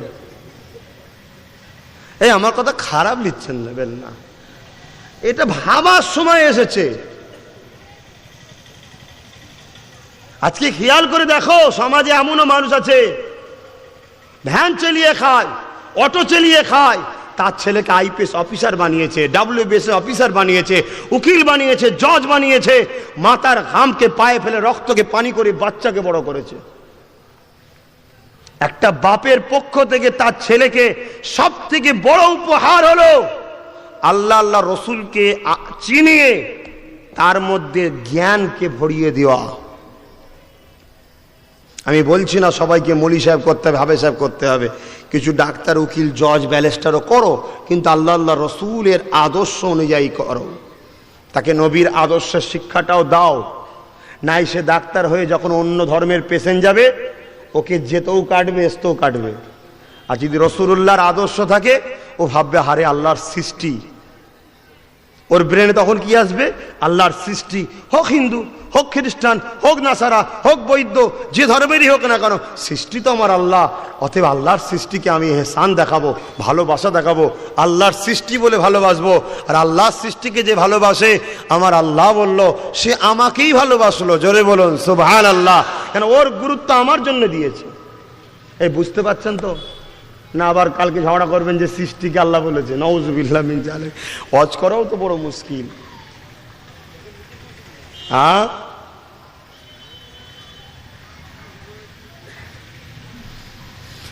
আরে বাবেরা, নওজোয়ান তরুণেরা, শিক্ষা কতটা গুরুত্ব আমার রাসূলুল্লাহ দিয়েছে, এই ব্যাপারে একটা কথা বলি শোনে। আপনারা সবাই জানেন বদরে একটা লড়াই হয়েছিল, জানেন তো? আজকে সমাজে একটা প্রচার হয় জিহাদ নিয়ে। জিহাদ, সবাই মনে করে জিহাদ মানে হলো সন্ত্রাসী। এইটা মনে করাটাই হলো সব থেকে বড় মূর্খমি। জিহাদ শব্দটা হলো আরবি কথা, যার বাংলা হলো চেষ্টা করা। বাংলা কি? চেষ্টা করা। এই যে আমি আপনাদেরকে বুঝাতে চাইছি, এটাও তো জিহাদ করছি, চেষ্টা করছি। কোনো ছেলে আপনাদের এলাকায় চেষ্টা করছে যে এই বছরের মাধ্যমিকে আমি পশ্চিম বাংলার নম্বর 1 র্যাঙ্ক করব, দিন রাত মেহনত করছে, ও জিহাদ করছে। আরবিতে বলা হয় ও জিহাদ করছে। কথা বুঝে আসছে? কিন্তু আজ সমাজে নকল ইসলাম দ্বারা আইএস এর মতো দল, আল কায়দার মতো দল, জৈশে মোহাম্মদের মতো দল, আবু বাকার বলে একজন কিছুদিন আগে আপনারা অ্যারেস্ট হয়েছে, হয়তো খবর পেয়েছেন। এই মুখে দাড়ি, মাথায় পাগড়ি, নাম তার আবু বাকার। মুসলিম জাহানের লিডার সাজার জন্য আজকে সে বিভিন্ন নিরীহ অসহায় মানুষগুলোকে, যাদের মধ্যে ইসলামের জ্ঞান ছিল না, তাদের ঘরে নিয়ে বিভিন্ন জায়গায় নির্দোষ ছোট ছোট বাচ্চাগুলোকে পর্যন্ত হত্যা করেছে। সে প্রচার করে বেরিয়েছে জিহাদ জিহাদ জিহাদ, নারে তাকবীর, আল্লাহু আকবার এই স্লোগান দিয়ে। পরে যখন সে অ্যারেস্ট হলো, ভালো তার ইনকোয়ারি করে দেখা গেল সে একজন ইহুদি ধর্মের অনুসারী। শুনছেন ভাই? তাহলে ইসলাম ও মুসলমানকে অপমান করা চক্রান্ত নাটক এটা। যদি বলেন কেন, একটাই কারণ, সমস্ত ধর্মের শিক্ষিত পণ্ডিত যারা, ফেমাস যারা, তারা দলে দলে ইমানের কালেমা পড়ে মুসলমান হচ্ছে। জোরে বলুন সুবহানাল্লাহ। তাই বিশ্বে যারা ধর্ম ব্যবসায়ী আছে, আবু জেহেল, উতবা, সাইবার মতো, সেদিন যেমন তারা ভয় খেয়েছিল মোহাম্মদকে না রুখতে পারলে আমাদের ঘরের ছেলে সব ইসলামে চলে যাবে, আজও যারা ধর্ম ব্যবসায়ী আছে তারাও ভাবছে মোহাম্মদ রসুলের ইসলামকে বদলাম না করতে পারলে সব আমাদের শিক্ষিত ছেলেরা ইসলামে চলে যাচ্ছে, রুখবো কি করে? তাই এসব নাটক তৈরি করছে কোটি কোটি টাকা খরচ করে। কোরআন যেখানে বলছে একটা নির্দোষ ছেলেকে মারলে পুরো মানুষকে হত্যা করার পাপ তার মাথায় চাপবে, সেই কোরআনের মাননেওয়ালা কখনো জনবস্তিতে বোম মারতে পারে? তাহলে কোরআন মানে বুঝতে হবে বাপ। আমার আওয়াজ আপনাদের খারাপ লাগছে কেন? আমার খুব টেনশন হয় মাঝে মাঝে যে পরের বছর দাওয়াত করবে কি করবে না, খুব চিন্তা হয়। আরে উমরা হাজি নতুন এসছে, চলে আসো। বাবেরা, নওজোয়ান তরুণেরা, আব্বারা, পৃথিবীর কাউকে দেখে ইসলাম শিখবে না, আর পৃথিবীর কাউকে দেখে ইসলামও বুঝতে চাইবে না। এ নওজোয়ানেরা, এই মাইকের আওয়াজে এবং রেকর্ড হতে লেগেছে হিন্দু, জৈন, খ্রিস্টান, পারস্য প্রতিটা মানুষের উদ্দেশ্য করে বলি, আর ইসলামকে বুঝতে গেলে কোরআন আর নবীকে বুঝতে হবে। আব্বাস সিদ্দিকী কি বলছে ওটা ইসলাম নয়। আমার কথা যদি কোরআন রসুলের কথা অনুযায়ী হয় তবেই সেটা ইসলামের কথা হবে। আমি যদি নিজের মন করা কিছু বলে দিই এর জন্য কোরআন দোষী নয়, ইসলাম দোষী নয়, আমি মাননেওয়ালা, আমি তাহলে মৃত্যু খাবো। এ যুবকেরা, তরুণেরা, আরে আমার দয়ার নবীকে মক্কার সন্ত্রাস আবু জেহেল, উতবা, সাইবা 1000 লোক নিয়ে মারতে এসেছিল বদরে। কেন? আমার নবী পা মদিনার জমিনে সাহাবাদিগকে নিয়ে আনন্দে খুশিতে দ্বীন ইসলাম প্রচার করতে লেগেছে। এই যুবকেরা, তরুণেরা, আব্বারা, এটা আবু জেহেলের কাছে যখন খবরটা চলে যায়, আবু জেহেল চিন্তা করতে লেগেছে মুহাম্মদকে রুখতে হবে। তাই 400 কিলোমিটার আগিয়ে এসে বদর নামক স্থানে হাজির হয়েছে। আজকে আমি আপনাদেরকে জিজ্ঞাসা করি, পাকিস্তান যদি লাহোর থেকে আগিয়ে এসে আমার দিল্লিতে ঢুকে আমার ভারতবাসীকে মারতে চায়, তাহলে আমার ভারতের সেনারা তখন কি করবে? চুপ করে থাকবে? এই চুপ করে থাকাটা কি মানুষত্ব জ্ঞান হবে? সেনাদের কাজ হলো দেশবাসীকে রক্ষা করা। তাহলে তুমি আগিয়ে এসে যখন আমায় মারতে এসেছো, আমি তোমায় জবাব দেবো না? এটা হচ্ছে মানবতা। 400 কিলোমিটার মক্কা থেকে দূরে বদরে গেছে। এই তো আজকেই মনে এসছে নাকি? আজকেই ঘুরে এসছে মক্কা মদিনা থেকে, কাল সকালে এসছে। 400 কিলোমিটার দূর বদর, সেখানে আগিয়ে এসে মদিনার উপরে হামলা করার জন্য সন্ত্রাস আবলিয়ে এসছে। কেন? আমার রাসূলুল্লাহ মদিনায় সাহাবাদের নিয়ে ইসলামের প্রচার করছে, শান্তির কথা বলছে, মায়ের মর্যাদার কথা বলছে, বাপের হকের কথা বলছে, নারীদের অধিকারের কথা বলছে। এই কথা শুনছেন না? তাহলে আমার রাসূলুল্লাহ এবং সাহাবাদের কাজ কি? আমার আল্লাহর হুকুম যেটা, হাবিব, সন্ত্রাসকে ওরা মানুষ সুরাতে চতুষ্পদ জন্তুর থেকেও নিকৃষ্ট, তারা হলো সন্ত্রাস। অতএব সন্ত্রাসের জবাব দিতে হবে। তোমার বেটি, তোমার মা বোনের ইজ্জত আবরু, দেশ ও দেশবাসীকে রক্ষা করতে হবে। এক কথা শুনছেন? আল্লাহ রসুল ডাক দিলেন, কে আসো, আগিয়ে আসো। মাত্র 313 জন বেরিয়েছে। আর খবর এসছে আবু জেহেল আনছে 1000-এর ওপরে। 313 জন মাত্র বেরিয়েছে, 1000-এর ওপরে। 313 জনের হাতে না আছে তরোয়াল, না আছে ঢাল, না আছে যুদ্ধের লোহাল ড্রেস। তখন তো বাবা AK-47 ছিল না, তাদেরকে চালিয়ে দেবে। তখন তরোয়ালের ব্যাপার ছিল, তীরের ব্যাপার ছিল, বল্লমের ব্যাপার ছিল। আর এই পরমাণু বোমার ব্যাপার নাই, প্লেনে করে গেল যে ছেড়ে দিল, একদম পুরো শেষ হয়ে গেল। কত নিরীহ ছোট্ট ছোট্ট বাচ্চা মারা গেল। বাচ্চা আবার ভাই কোন ধর্মের ভাই? বাচ্চা আবার কি বোঝে? ওরা বেগুনা নয়? তখন তো সিস্টেম ছিল না। আমার দয়ার নবী সাহাবাদেরকে কাতার দিলেন। কাতারে গুনছে 313 জন। ও বাবা, 13 জনের মধ্যে আবার দুটো ছোট ছোট বাচ্চা বাচ্চা দুটো। আল্লাহ নবী বলছে, বাবা এমনি তো লোক সংখ্যা কম, 313, ওদের আবার 1000। ভাই 1 জনের ভাগে 3টে করেও পড়ছে না। কথা বুঝছেন তো? তারপরেও দুটো আবার ছোট, চালিয়ে দিতে পারতেন তো। দয়াল নবী বললেন, না বাবা, ছোটদের ঘরে যেতে নেই বাপ, যাও তোমরা ঘরে যাও, তোমাদের জন্যই তো আমরা যাচ্ছি, তোমাদের উপর অত্যাচার কেউ না করে, যাও।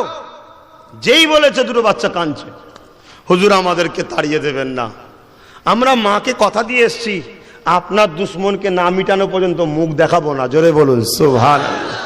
কেন? আপনি হলেন মানবতার মুক্তি দাতা। জোরে বলুন সুবহানাল্লাহ। কথা বুঝে আসছে? তাতে আপনার বিরুদ্ধে লড়বে। আপনি এখানে সাহাবাদের সত্য কথা বলছেন, নারীদের অধিকারের কথা বলছেন। আজ কিছু নারী মনে করে ছোট ছোট কাপড় পরলেই যেন অধিকার হয়ে যায়। শোনো, ইসলাম নারীদেরকে কত মর্যাদা দিয়েছে। ইসলাম নারীদেরকে বুঝিয়েছে তোমরাই হলে হিরে। কেন? হিরে ওপেন রাখার জিনিস নয়, হিরে গোপনে রাখার। কেন? দামি জিনিস গোপনেই রাখা হয়। জোরে বলুন সুবহানাল্লাহ। কি গো, ঠিক না বেটি? হ্যাঁ, আচ্ছা, কথা বুঝে আসছে? কিছু কিছু যাও না, কিছু কিছু মানুষ মনে করছে এটা যে মুসলমানরা নারীগুলোকে সব বোরখা পরিয়ে বন্দি। আর আজকে তো মুসলমানদের বোরখা আছেই বা কোথাও রে বাবা। শুধু রাত্রিরে ঢুকি তাই বুঝতে পারিনি, দিনের বেলা ঢুকলে ভালোভাবে বুঝে যাবে আহ কোন পাড়ায় ঢুকেছি। রেসারেসি চলছে, রেসারেসি চলছে। ও যত ছোট পড়বে তার থেকে ছোট আমি পড়ব।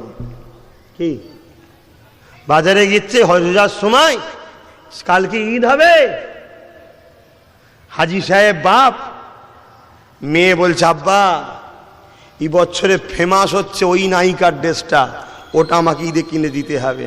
ও হাজিও এমন ভেড়া, এই ভেড়া বলে ফেললে হাজি খেপে যাচ্ছে। আবার এই হাজি তোমাকে বলিনি তো, তুমি যদি ভেড়ার দলে হও তোমার গায়ে লাগবে। ও সেই দেখে দেখে কিনে দিচ্ছে। আর এই জন্যেই তো লাস্টে দেখা যাচ্ছে না মুসলমান না হিন্দু, মন্দিরেও যাচ্ছে মসজিদেও যাচ্ছে। কথা বুঝছেন না? আবার এটা যেই বলবো আবার কারো গায়ে লেগে যাবে। সে তখন বলবো আব্বাস সিদ্দিকীকে ঢুকতে দেবো নি, তোর বাপের জমিন নাকি এটা, ঢুকতে দিবিনি? হ্যাঁ, আল্লাহর জমিনে আল্লাহর বান্দারা থাকবে, ঠিক না বেঠিক? কে কোথা যাবে, কে কোথা আসবে, কি কি খাবে, সব সৃষ্টিকর্তা আল্লাহ ঠিক করে। তুই দাবি করছিস কেন? কই, আমি তো অন্য কাউকে বুঝাতে এসিনি। যখন তুমি মুসলমান দাবি করবে, যখন তুমি বলবে আমি মোহাম্মদ রসুলকে মানি, তোমার আদর্শ আমার রাসূলুল্লাহর হুকুম অনুযায়ী হতে হবে, ঠিক না বেঠিক? আর যদি বলো না আমি হব না, তাহলে তুমি স্যালেন্ডার হয়ে যাও, আমি মোহাম্মদ রসুলকে মানি না, ইসলাম মানি না, আমি আব্বাস সিদ্দিকী কেন, কোনো মুসলমান তোমার বিষয়ে কথা বলতে পারবে না, এই অধিকার ইসলাম দেয়নি। কি ভুল বলছি ভাই? আমি অনেক জায়গায় মুসলমানদের ঘরে বুঝাই যে খবরদার বাবা, ছোট ছোট বাচ্চাদের ঘরে পুতুল কিনে দেবে না। বলি না, বলি না, অনেক জায়গায় বলেছি। কই গায়ের ইসলামদের ঘরে তো বলতে যাই না কেন? ওই ছোট ফুসকুড়ি হয়, তারপরে ফোড়া হয়, তারপরে টিপতে ভাল লাগে, তারপরে ক্যান্সার হয়। ওই পুতুল থেকে আস্তে আস্তে আস্তে বাড়তে থাকবে, লাস্টে সেরেক শুরু হয়ে যাবে। এইভাবেই তো সমাজে পাপ বাড়ে। তা আমি আমার ভাইকে বুঝাবো না? তুমি যখনই দাবি করবে মোহাম্মদ রসুলের অনুসারী, আমার কর্তব্য তোমাকে বুঝানো। আর তুমি দাবি করছো মুসলমান, আর AK-47 নিরীহ মানুষকে মারবে, আর আমি চুপ থাকবো নাকি? তোমার জন্য আমার ইসলামকে লোক আজকে গালি দিচ্ছে না, দেয় না? ইসলামকে লোক আতঙ্কবাদী বলছে না, বলেনি? কেন বলছে? এই সকল সন্ত্রাস যারা মুসলমানদেরকে বদনাম করার জন্য সেজেছে। আমাদের উচিত এই বিষয়ে আন্দোলন করা, যে ভারতবর্ষে আইন করতে হবে, মুখে দাড়ি রেখে মাথায় টুপি দিয়ে মুসলমান সেজে কেউ যদি নিরীহ মানুষকে মারে, ওর জেল নয় ফাঁসি চাই, ঠিক না বেঠিক? জোরে বলো, ঠিক না বেঠিক? যদি কোনো সরকার আইন না করতে চায়, তাহলে জানতে হবে ওই সরকারও সন্ত্রাসের সাথে আছে। এ কথা বুঝছেন? তা করবে না, অথচ নিরীহ কাশ্মীরি গুলোকে ধরে ধরে মারছে, নিরীহ কাশ্মীরি গুলোকে ধরে ধরে মারছে। নিজেরাই পুলওয়ামায় হামলা করলো, আর কাশ্মীরদের উপরে বদনাম করে নিজেরাই গদি মজবুত করছে। এইসব নাটক চলছে। আর আমার কওমের মানুষ, তোমরা তো বাপ বললে আবার আমার কথায় বেজার হও যে আব্বাস সিদ্দিকী এসে এসব কথা বলবে কেন? রাজনীতির কথা রাজনীতিটা কি সমাজের বাইরে নাকি ভাই? সমাজের মধ্যে নয়? তুমি রাজনীতি করছো দোষ নয়, আর আমি ভালো যখন কথা বলবো যে রাজনীতি করো, ভালো করো, ওটা আমি ভুল করলাম? কি গো অসুবিধে হচ্ছে? একটু সরাসরি দিচ্ছ নি কেন? ঘুমিয়ে পড়লে নাকি ওপর থেকে নেহর টোর পড়ছে বলে? আল্লাহ নবী দুটো বাচ্চাকে বুঝাচ্ছে, বলবো?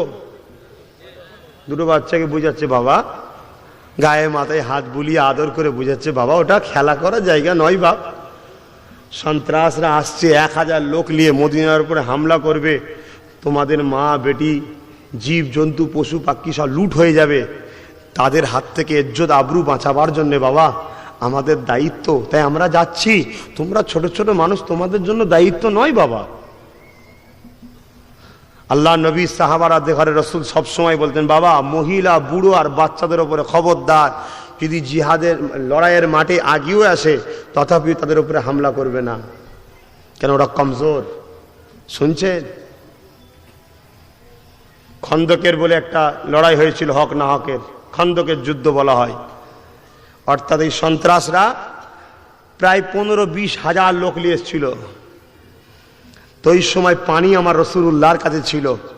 যারা রসুলকে মারতে এসেছে গভীর রাত্রিরে মরুভূমিতে পানি পাচ্ছে না, পিপাসা লেগেছে, পানি যাদের ছিল শেষ, তারাই লোক পাঠাচ্ছে, যাও মোহাম্মদ রসুলের কাছে যে বলো যে আমাদের তাঁবুতে পানি নেই, কিছু পানি তোমার কাছে কুয়া আছে, পানি দিতে বলছে।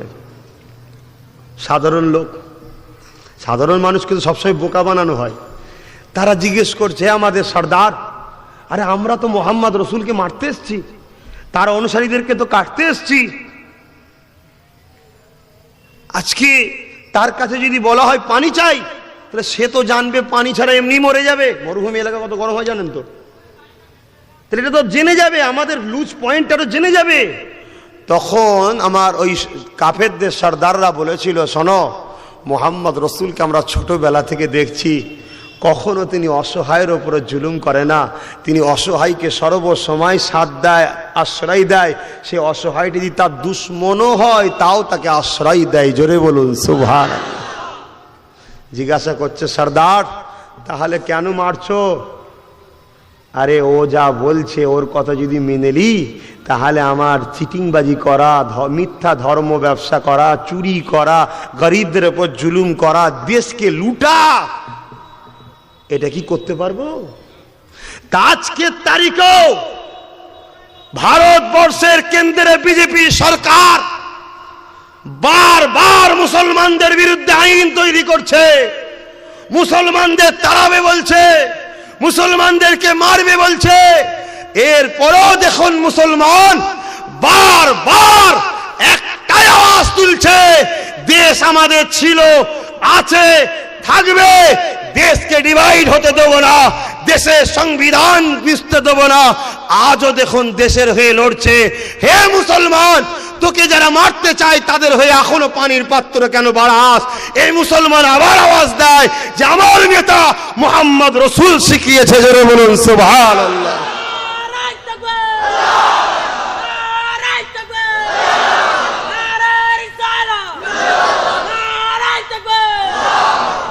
ঠিক না বেটি? এ শিক্ষা পেলে কার কাছ থেকে? আহা, আরো ভালো হতে হবে তোমাদের ঘরে।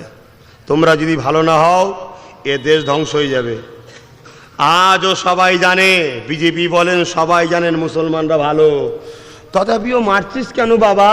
আর ওদেরকে না মারলে আমাদের যে নীরব মোদী, ললিত মোদী, অমুক মোদী, তমুক মোদী সব টাকালে পালাচ্ছে, বিরোধী তো মুসলমানরাই করবে, কেন ওরা তো দেশকে ভালোবাসে। অথই ওদেরকে পেট, ওরা ঠিকই তাও পেট নাই, আমার 2 নম্বরই ব্যবসা চলবে না। এই কথা বুঝছেন না, বোঝেন না? এই জন্যই হচ্ছে। কিন্তু আমাদেরকে হেকমতে কাজ করতে হবে না? হেকমতটা বুঝাবে কে? তোমাদের গ্রামের মাতালগুলো, হ্যাঁ, সে বুঝাবে? হেকমত বুঝাতে গেলে যার কাছে কোরআন সুন্নাহর জ্ঞান আছে এবং যে নিজে জান প্রাণ দিয়ে রসুলকে ভালোবাসে, এরকম লোকের কাছে বসে শিখতে হবে। তো নাই তার কাছে হেকমত শিখতে হবে, ওকে সামনে রেখে বিক্রি করে পয়সা পালাবে। কেরম হচ্ছে না? আমার কথা মধ্যে খারাপ লাগছে, ছেড়ে দিচ্ছি। এদের অসুবিধা হচ্ছে না, না এদের মন খারাপ। বলছি শুনে এদের মন মেজাজ খারাপ, ঠান্ডার লাগছে তো কষ্ট হচ্ছে।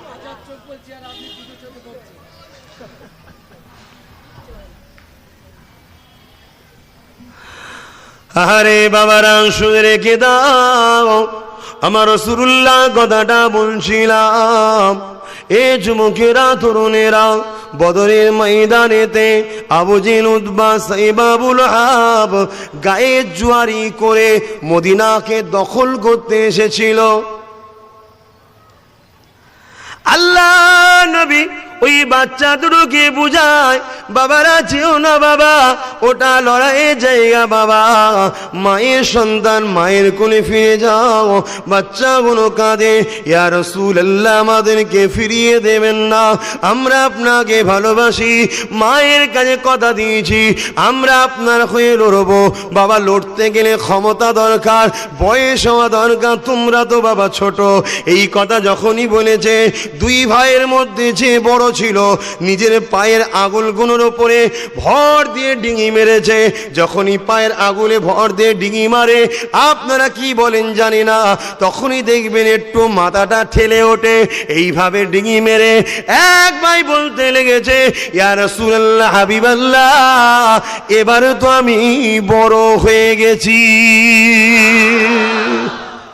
আর আজকে আমাদের ছেলেগুলো ঘরে যে শুধু নুক করছে, মারবি মারবি, যা ঘরের মধ্যে না, ঘর চালি চাপা পরে মরে যাবি তোরা। আর বাইরে বেরো, দেশ ও দেশবাসীর হয়ে, গরিবের হয়ে, অসহায় হয়ে, এতিমের হয়ে, বঞ্চিত মানুষের হয়ে লড়। ওখানে যদি মরণ হয় বেহিসাব জান্নাত পাবি। জোরে বলুন সুবহানাল্লাহ। আব্বাস সিদ্দিক ওই রাস্তাটাই দেখাচ্ছে, ফুরফুরা শরীফ আহলে সুন্নাত ওয়াল জামাত। কি এ যুবকেরা, আল্লাহ নবী বাচ্চার এই ভালোবাসা দেখে, বাচ্চার এই এনার্জি দেখে, এত চেট দেখে আল্লাহ নবী বাচ্চাকে আদর করে নিল। বাবা রে, চলো বাবা, তোমাকে আর ফিরিয়ে দেব না বাবা, কেননা ফিরিয়ে দিলে তোমার দিল ভেঙে যাবে বাবা। তবে আমি দোয়া করি, আল্লাহ তোমাকে যেন হেফাজত করে না। বাবা তুমি তো এর থেকেও ছোট, তুমি ঘরে চলে যাও, এক ভাই যাচ্ছে যাক, তুমি ঘরে চলে যাও। ও তখন হাউমাউ করে কেঁদেছে, ইয়া রাসূলুল্লাহ, এ হাবিবাল্লাহ, কিয়ামতের দিনে আমার বড় ভাইকে আল্লাহ যখন জিজ্ঞাসা করবে তুমি কি করেছো, আমার ভাই বলবে হকের জন্য নবীর পাশে দাঁড়িয়ে লড়েছিলাম। হুজুর আমি বঞ্চিত হয়ে যাব, আমাকে তাড়িয়ে দেবেন না হুজুর, আমি আপনাকে কথা দিচ্ছি, ওর সঙ্গে আমাকে কুস্তি লড়ান, ও মাথায় বড় হতে পারে, ওর থেকে আমার ক্ষমতাটা বেশি। আরে তারা রসুলের জন্যে, হকের জন্যে, সমাজের জন্যে, শান্তির জন্যে, মা বেটিদের ইজ্জতের জন্যে, তারা আল্লাহকে খুশি করার জন্যে কি না করতে চেয়েছে। আজ মুসলমান তোমরা কোথায় যাচ্ছ? আজকে তোমার দেশ লুটে নিল, আবার ব্রিটিশদের মতো এ দেশকে লুটা চলছে। আজ দেশের নাগরিক খেতে পাচ্ছে না, আজ দেশের সম্পত্তি বিদেশে চলে যাচ্ছে, আজ দেশের আর্থিক অবস্থা খারাপ। এ যুবকেরা, তরুণীরা, বাপেরা, এ দেশকে আবার ব্রিটিশদের হাত থেকে যেমন তোমাদের উত্তরসূরিরা বাঁচিয়েছে, আবার তোমাদেরকে উঠে দাঁড়াতে হবে, দেশ ও দেশবাসীর ইজ্জত আবরুকে বাঁচাতে হবে। এ যুবকেরা, আব্বারা, তরুণেরা, হয়তো আপনি ভাবতে পারে যে আব্বাস সিদ্দিকী ধর্মীয় মাহফিলে দেশের হয়ে কেন বলছো? এ মুসলমান, এটাই তো বড় দুঃখ, আজ তুমি তোমার রসুলকে চিনতে পারলে না।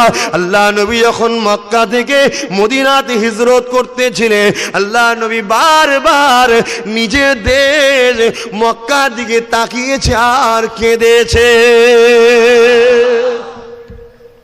আমার নেতা নিজের দেশের জন্য কেঁদেছে, আমি যদি নেতা মানি তাহলে আমি আমার দেশের জন্য কাঁদবো না? আমি আমার দেশের জন্য লড়বো না? তো এটা যখনই লড়তে যাই তখন রাজনীতির 2 নম্বর নেতাগুলো বলে, হুজুর মানুষ আবার রাজনীতির কথা বলবে কেন? ও আমরা বলিনি বলেই তো তোরা 2 নম্বরই করছিস। আর যখনই বলছি চোর চিনে যাচ্ছে, আরে এই 2 নম্বর, তো তখন দেখছে আমার তো গদি যাবে, এবার মনে হচ্ছে এইবার আব্বাস সিদ্দিকীর বিরোধী করো। তাহলে আমি কি চুপ করে যাব? কি গো, চুপ করে যাব? দাদা হুজুর পীর কেবলা দেশের জন্য কি করেছে তোমরা জানো? ইতিহাস তো দাদা হুজুরেরও পড়বে না, হ্যাঁ, যখন দেশ স্বাধীন হয় সেই সময় দেশের সবাই যারা মাতা ছিল তার মধ্যে দাদা হুজুর একজন ছিলেন। মিটিং হচ্ছে, দেশকে চালাতে গেলে রাজনীতির দল করতে হবে, নেতা মন্ত্রী নির্বাচন করতে হবে। ফুরফুরার আবু বাকার, তুমি কোথাকারের নেতা হবে, মন্ত্রী হবে বলো। শুনছেন? দাদা হুজুর বলেছিলেন, শোনো, আমার কোনো গদি লাগবে না, আমার কোনো নেতা হওয়ার শখ নেই, আমি তোমাদেরকে পরামর্শ দিচ্ছি, ওই পরামর্শটা মেনে নাও, শান্তিপ্রিয়ভাবে দেশে আইন তৈরি করো, ধর্ম যে যার মানবে, সবাই মিলেমিশে থাকবে, কখনো কেউ কারো ধর্মে আঘাত দেবে না, এমন আইনটা যেন দেশে না হয়। এটা আমার আবু বাকার বুদ্ধি দিয়েছিল। জোরে বলুন সুবহান। কথা বুঝে আসছে?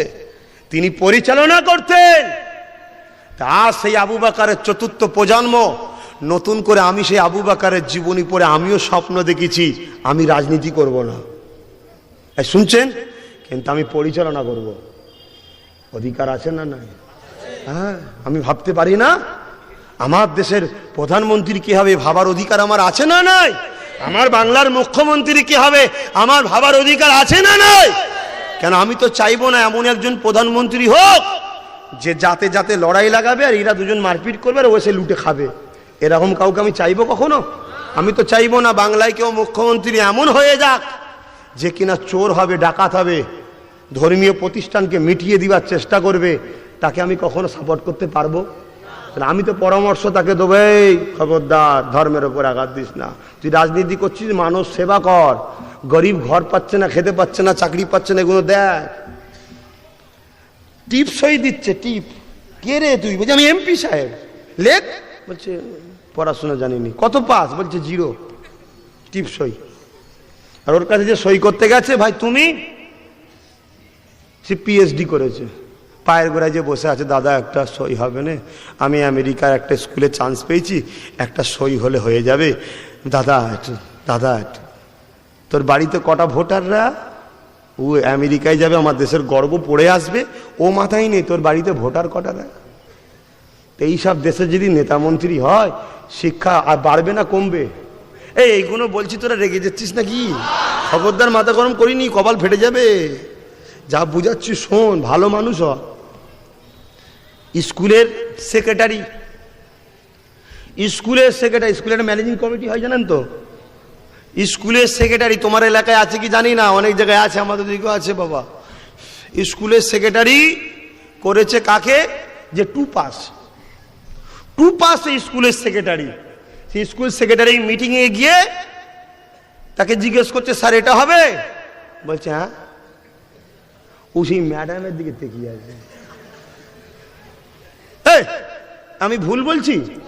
ওর দ্বারা কখনো স্কুলের ছেলে মেয়ে পড়াশোনা করবে? ও দেখছে সেক্রেটারি লাইন মারছে। আমার কথা খারাপ লাগছে নাকি? তুই ছেলে মেয়ে তো আরো বেশি করে চালাবে। ওই স্কুলে কখনো ভদ্র কেউ মানুষ হবে? ভাষাটা খারাপ হয়ে গেল নাকি? তার ফিল্ডিং নাকি বলে? ভাষা খারাপ হয়ে গেছে ভাই? সাদা মাটা মানুষ তো, অত ভদ্র ভাষা জানি না, ক্লিয়ার বলে ফেলি। কারো খারাপ লাগলো নাকি? তাহলে থুক করি, ফেরত দিয়ে দাও। তোমরা ভালো থাকো বাপ, ভদ্র থাকো, আমার ভাষা খারাপ হয়েছে, ফেরত নিচ্ছি, থুক করি। তাহলে ইংলিশে বলবো সরি।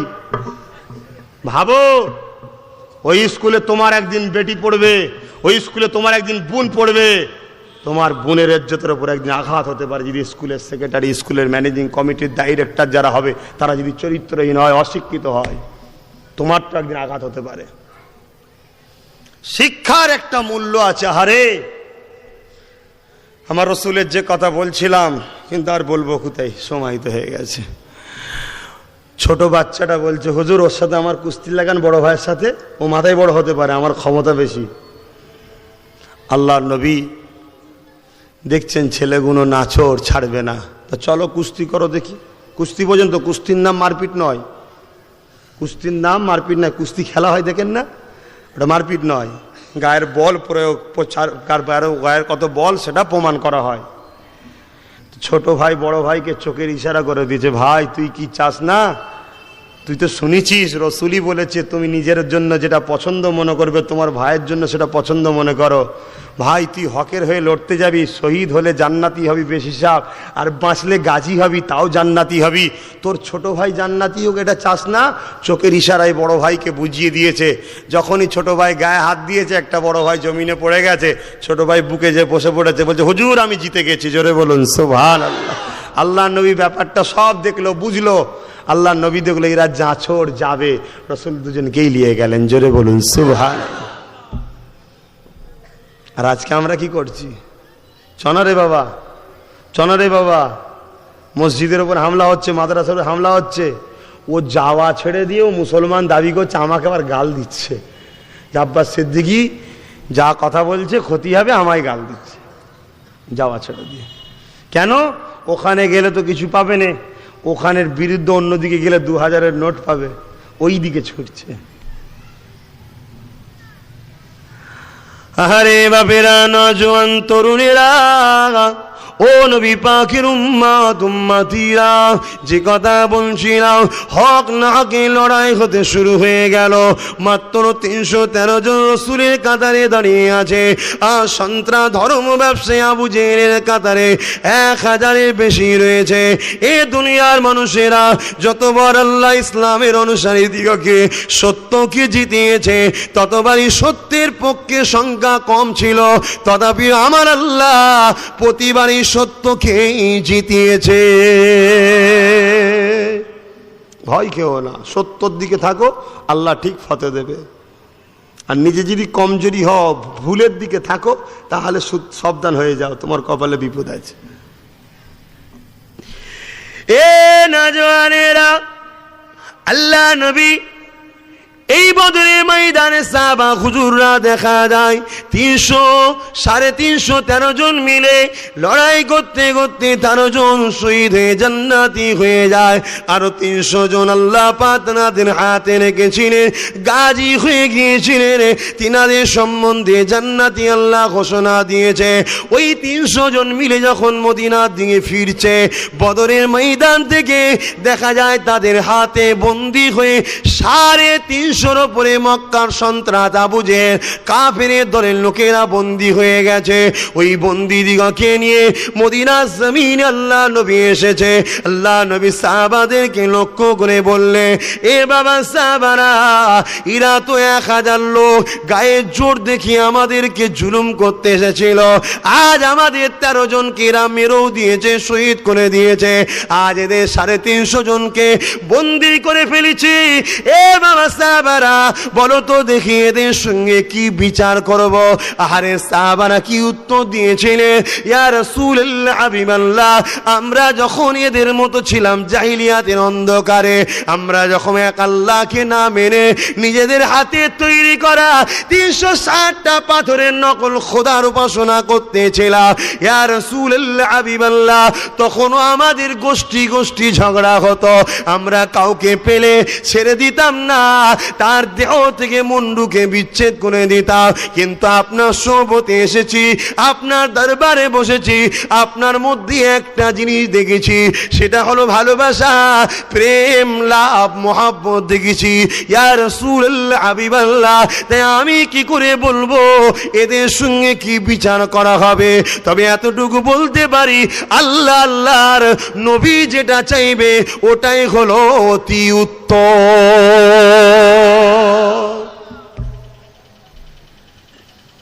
আল্লাহর নবী ওদেরকে জিজ্ঞাসা করছে, যে 350 জন বন্দী হয়েছে, এ বাবা তোরা তো আমাদের মারতে এসেছিলিস।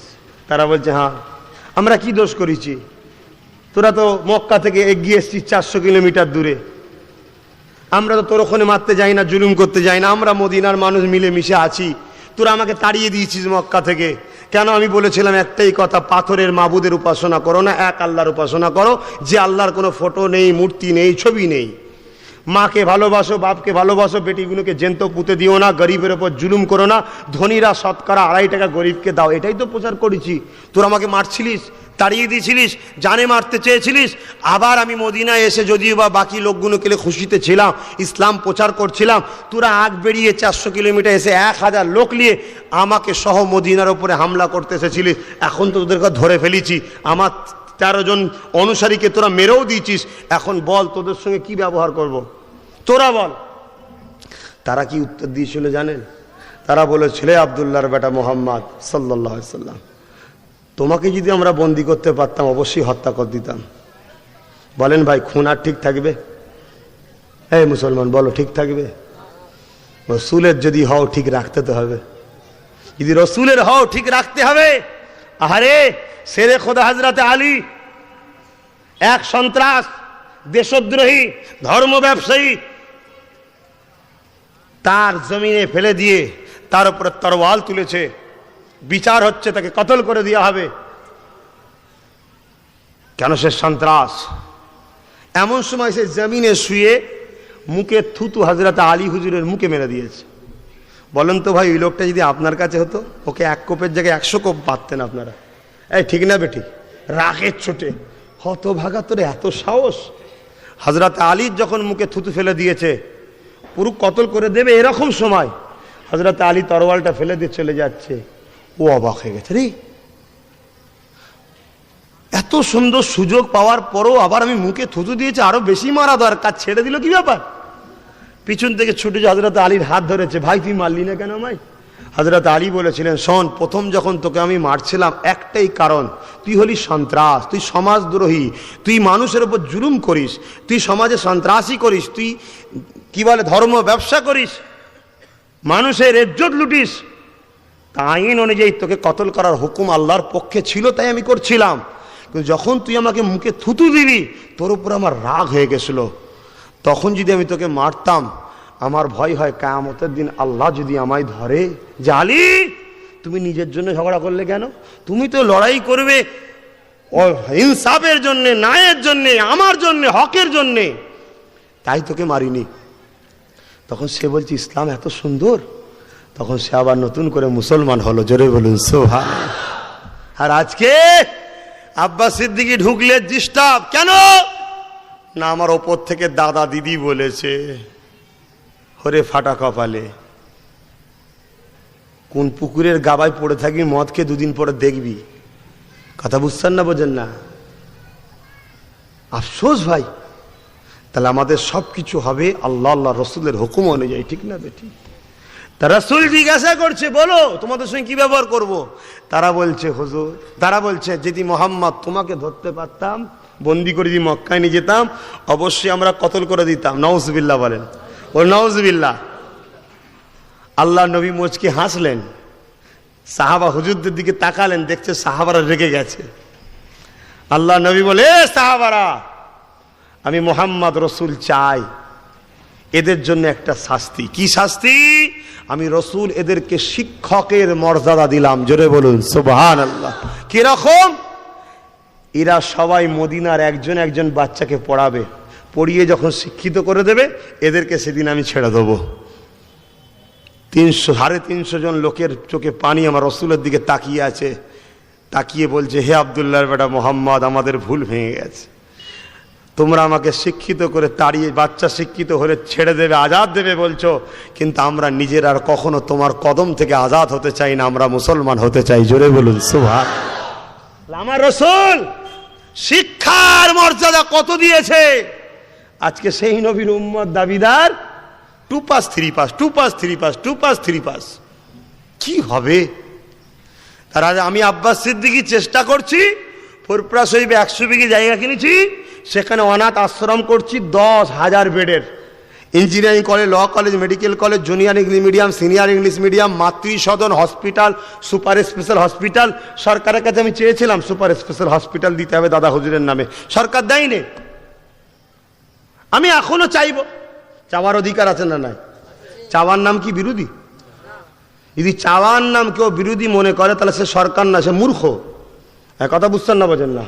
আমি নাগরিক চাইতে পারি না? তোমার হাতে দায়িত্ব আছে, তা চাইবো। সরকার দেয়নি বলে চুপ করে থাকবো নাকি? বাপের 10টা ছেলে থাকলে বাপের খাবার চিন্তা হয়নি। দাদা হুজুরের কোটি কোটি সন্তান, আমরা কোটি কোটি সন্তান মিলে সরকারকেও দেখিয়ে দেব, তুই দিসনি তো কি হয়েছে, আমরা আমার বাপের নামে নিজেদের গাটের পয়সা দিয়ে সুপার স্পেশাল হসপিটাল তৈরি করব। জোরে বলুন সুবহানাল্লাহ। ঠিক না বে ঠিক? তার জন্য আগামী 21শে অগ্রহায়ণ দাওয়াত দিয়েছি, সব জানেন তো, যেতে হবে তো নাকি? আর সরকারের কাছে আমি চেয়েছিলাম দাদা হুজুরের নামে বিশ্ববিদ্যালয় দিতে হবে।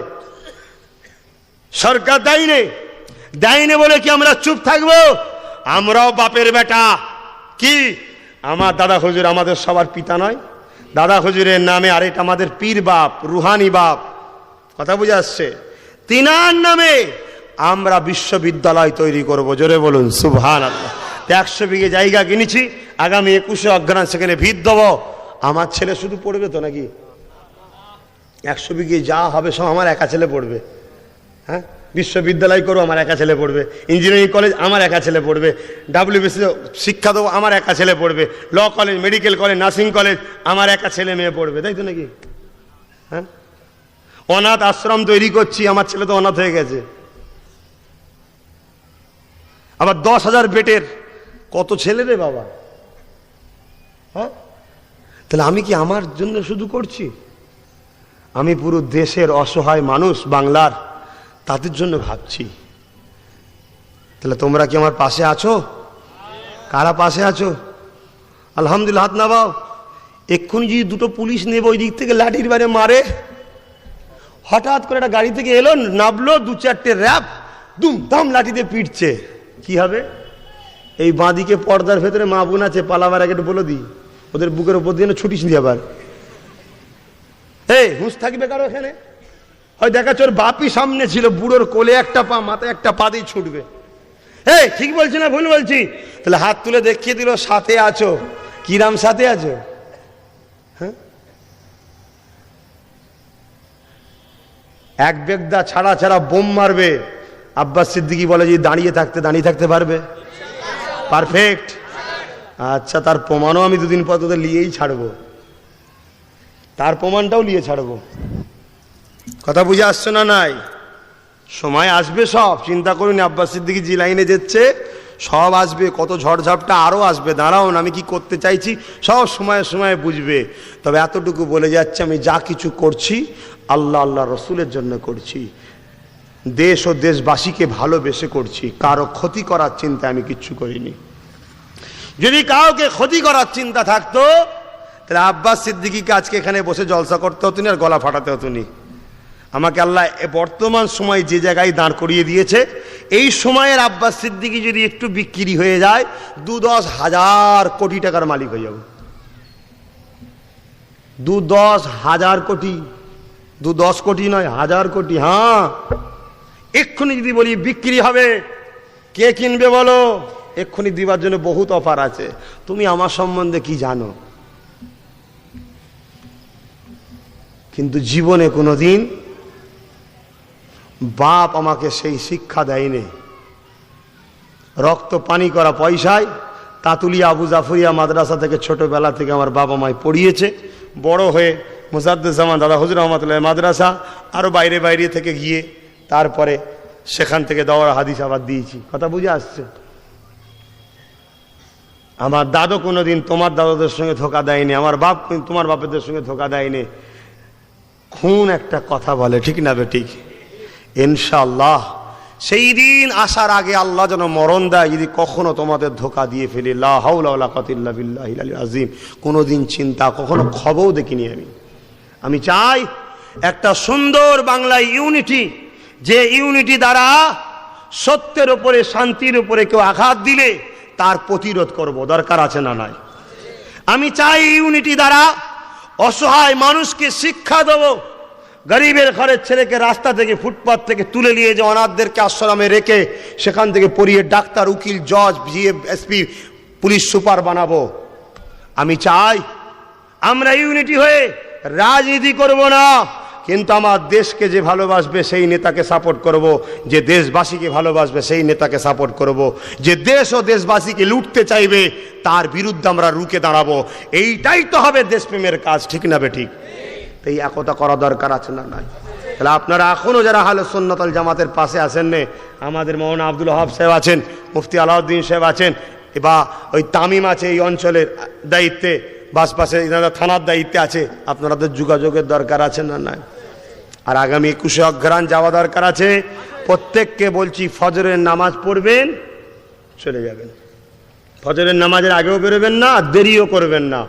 কেন? অন্য পলিসি হচ্ছে। ফজরের নামাজটা পড়বে, চলে যাবে। আপনারা কতটা খবর রাখেন জানি না, কিন্তু আইবি গোয়েন্দা ডিপার্টমেন্টে খবর যে ফুরফুরা শরীফে 21শে অঘ্রাণ একটা ইতিহাস হতে চলেছে। কথা বুঝে আসছে? তাই এই ইতিহাসটাকে বহু দিক দিয়ে রুকার প্ল্যান আজও চলছে।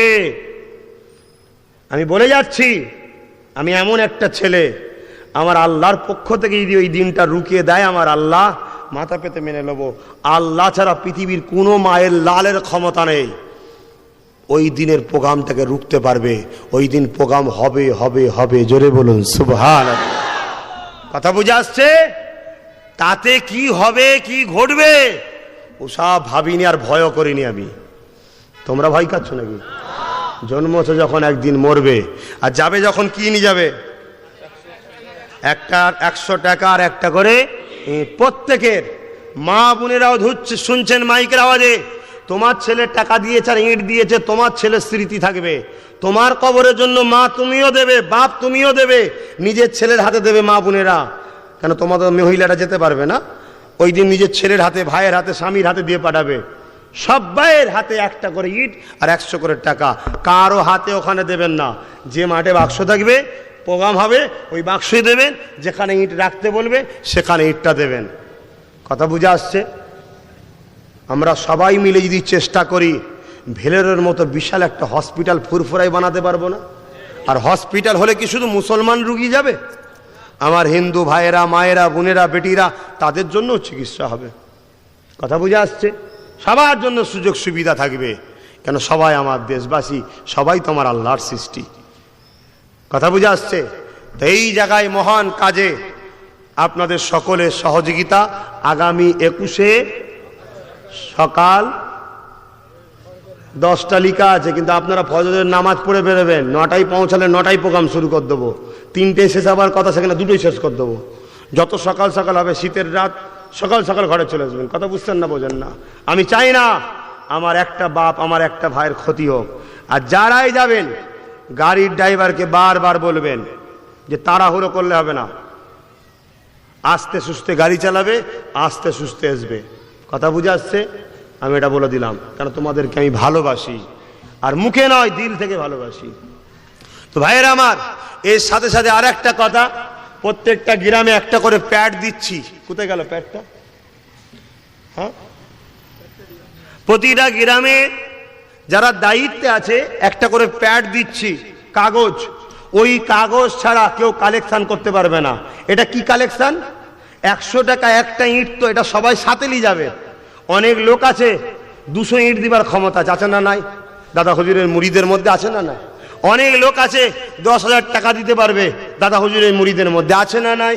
অনেক লোক আছে 10 বস্তা সিমেন্ট দিতে পারবে, দাদা হুজুরের মুরিদের মধ্যে আছে না নাই?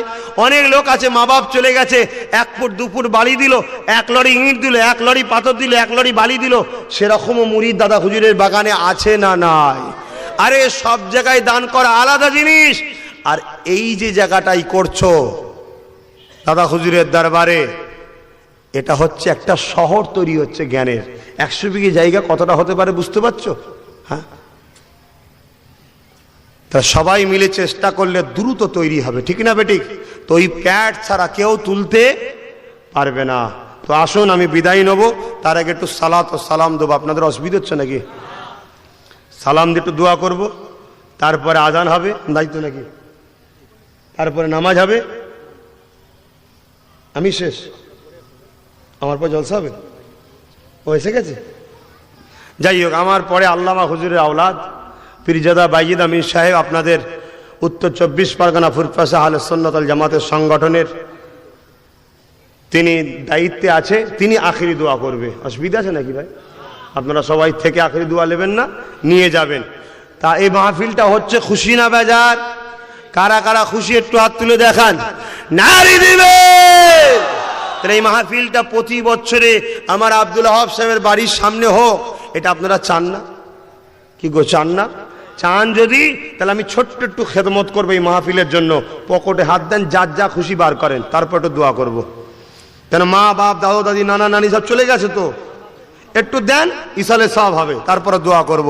ততক্ষণ একটা নাচ শরীফ পড়ছি, শুনুন। যারা কমিটির ছেলে আছো তাড়াতাড়ি যত বেশি ছেলে পাঠা। এই যে প্যাডটা মন দিয়ে দেখেন, এই প্যাড যে তুলবে তার এখানে ফটো মারা থাকবে। কথা বুঝে আসছে? বসেন না, যাবে ছেলেরা। যে তুলবে সে এখানে ফটো থাকবে, এখানে যে দেবে তার দাতার নাম, ফোন নাম্বার। ইট দিলে ইটের জায়গায় 200 ইট দিলে 200, 100 দিলে 100, বালি দিলে 1 ফুট বালি, 2 ফুট বালি, 1 গাড়ি বালি এখানে লিখবে। কথা বুঝে আসছে? এটা আমার সই। এতে ফোন নাম্বার আছে সংগঠনের। এই কাগজ ছাড়া অন্য কোনো কাগজে দেবেন না।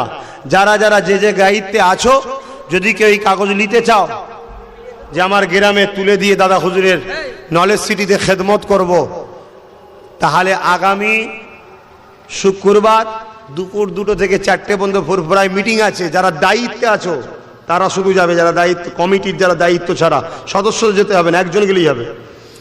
আর শনিবারে হচ্ছে বেলা 11টা থেকে ওই দুপুর 2টো পর্যন্ত।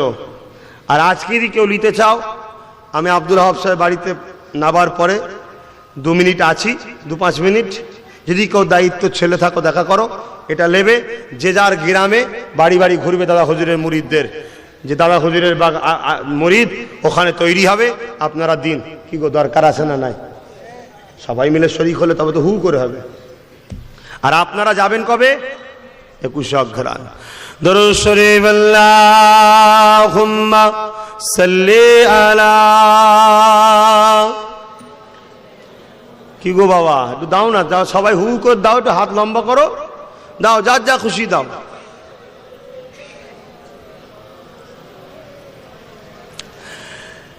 दिल का उजाला नामे मोहम्मद, आँखों का तारा नामे मोहम्मद, दिल का उजाला नामे मोहम्मद, आँखों का तारा नामे मोहम्मद।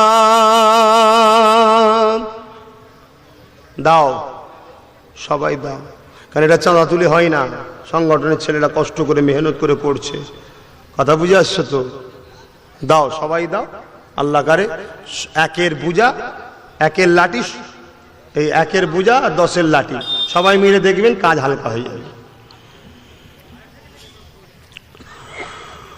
पूछे गर्ब तो है लाया क्या क्या, पूछे गर्ब तो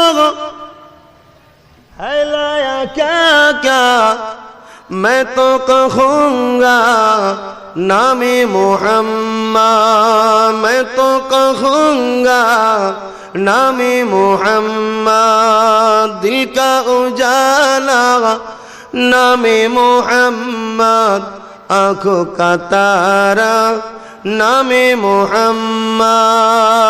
अल्लाहुम्मा सल्ली अला।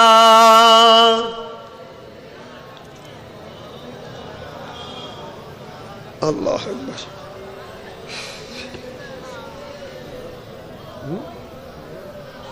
বাপেরা ভাইয়েরা, আমার মনের আশা প্রতিটা গ্রামে আমার দাদা হুজুরের মুরিদ আছে না নাই?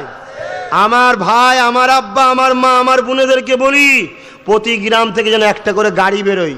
কি জন্যে? মালের গাড়ি, লোকের নয়।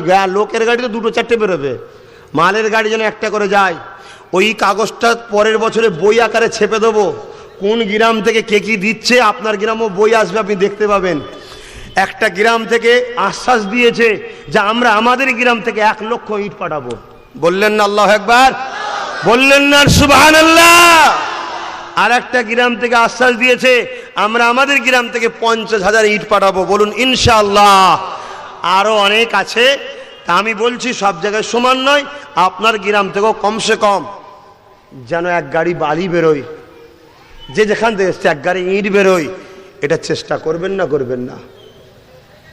এই জন্যে প্রত্যেক ছেলে যে যার গ্রামের দায়িত্ব আছে ওটা লে তুলবে, পরের বছর এই কাগজ হারিয়ে ফেলবে না, ওটা ছেপে বই হবে, ওই বইটা আবার গ্রামে নিয়ে আসবে, যে যা দিয়েছিল তার নাম থাকবে, সে দেখবে যে হ্যাঁ আমারটা ঠিক জায়গায় পৌঁছেছে। দাদা হুজুরের দরবারে হচ্ছে আবু বকর সিদ্দিক নলেজ সিটি, রামকৃষ্ণ বেলুর মঠ আছে, সাই বাবা রয়েছে, নারায়ণ রয়েছে, সবার আছে। তোমার আমার ইমাম দাদা হুজুরের নামে কেন থাকবে না? করা দরকার আছে না নাই? ইনশাআল্লাহ ইতিহাস তৈরি হবে। বিদায় নিচ্ছি, আপনারা আমাকে সালাম দেন। ওয়া আলাইকুম আসসালাম ওয়া রাহমাতুল্লাহি ওয়া বারাকাতুহু। আসসালামু আলাইকুম।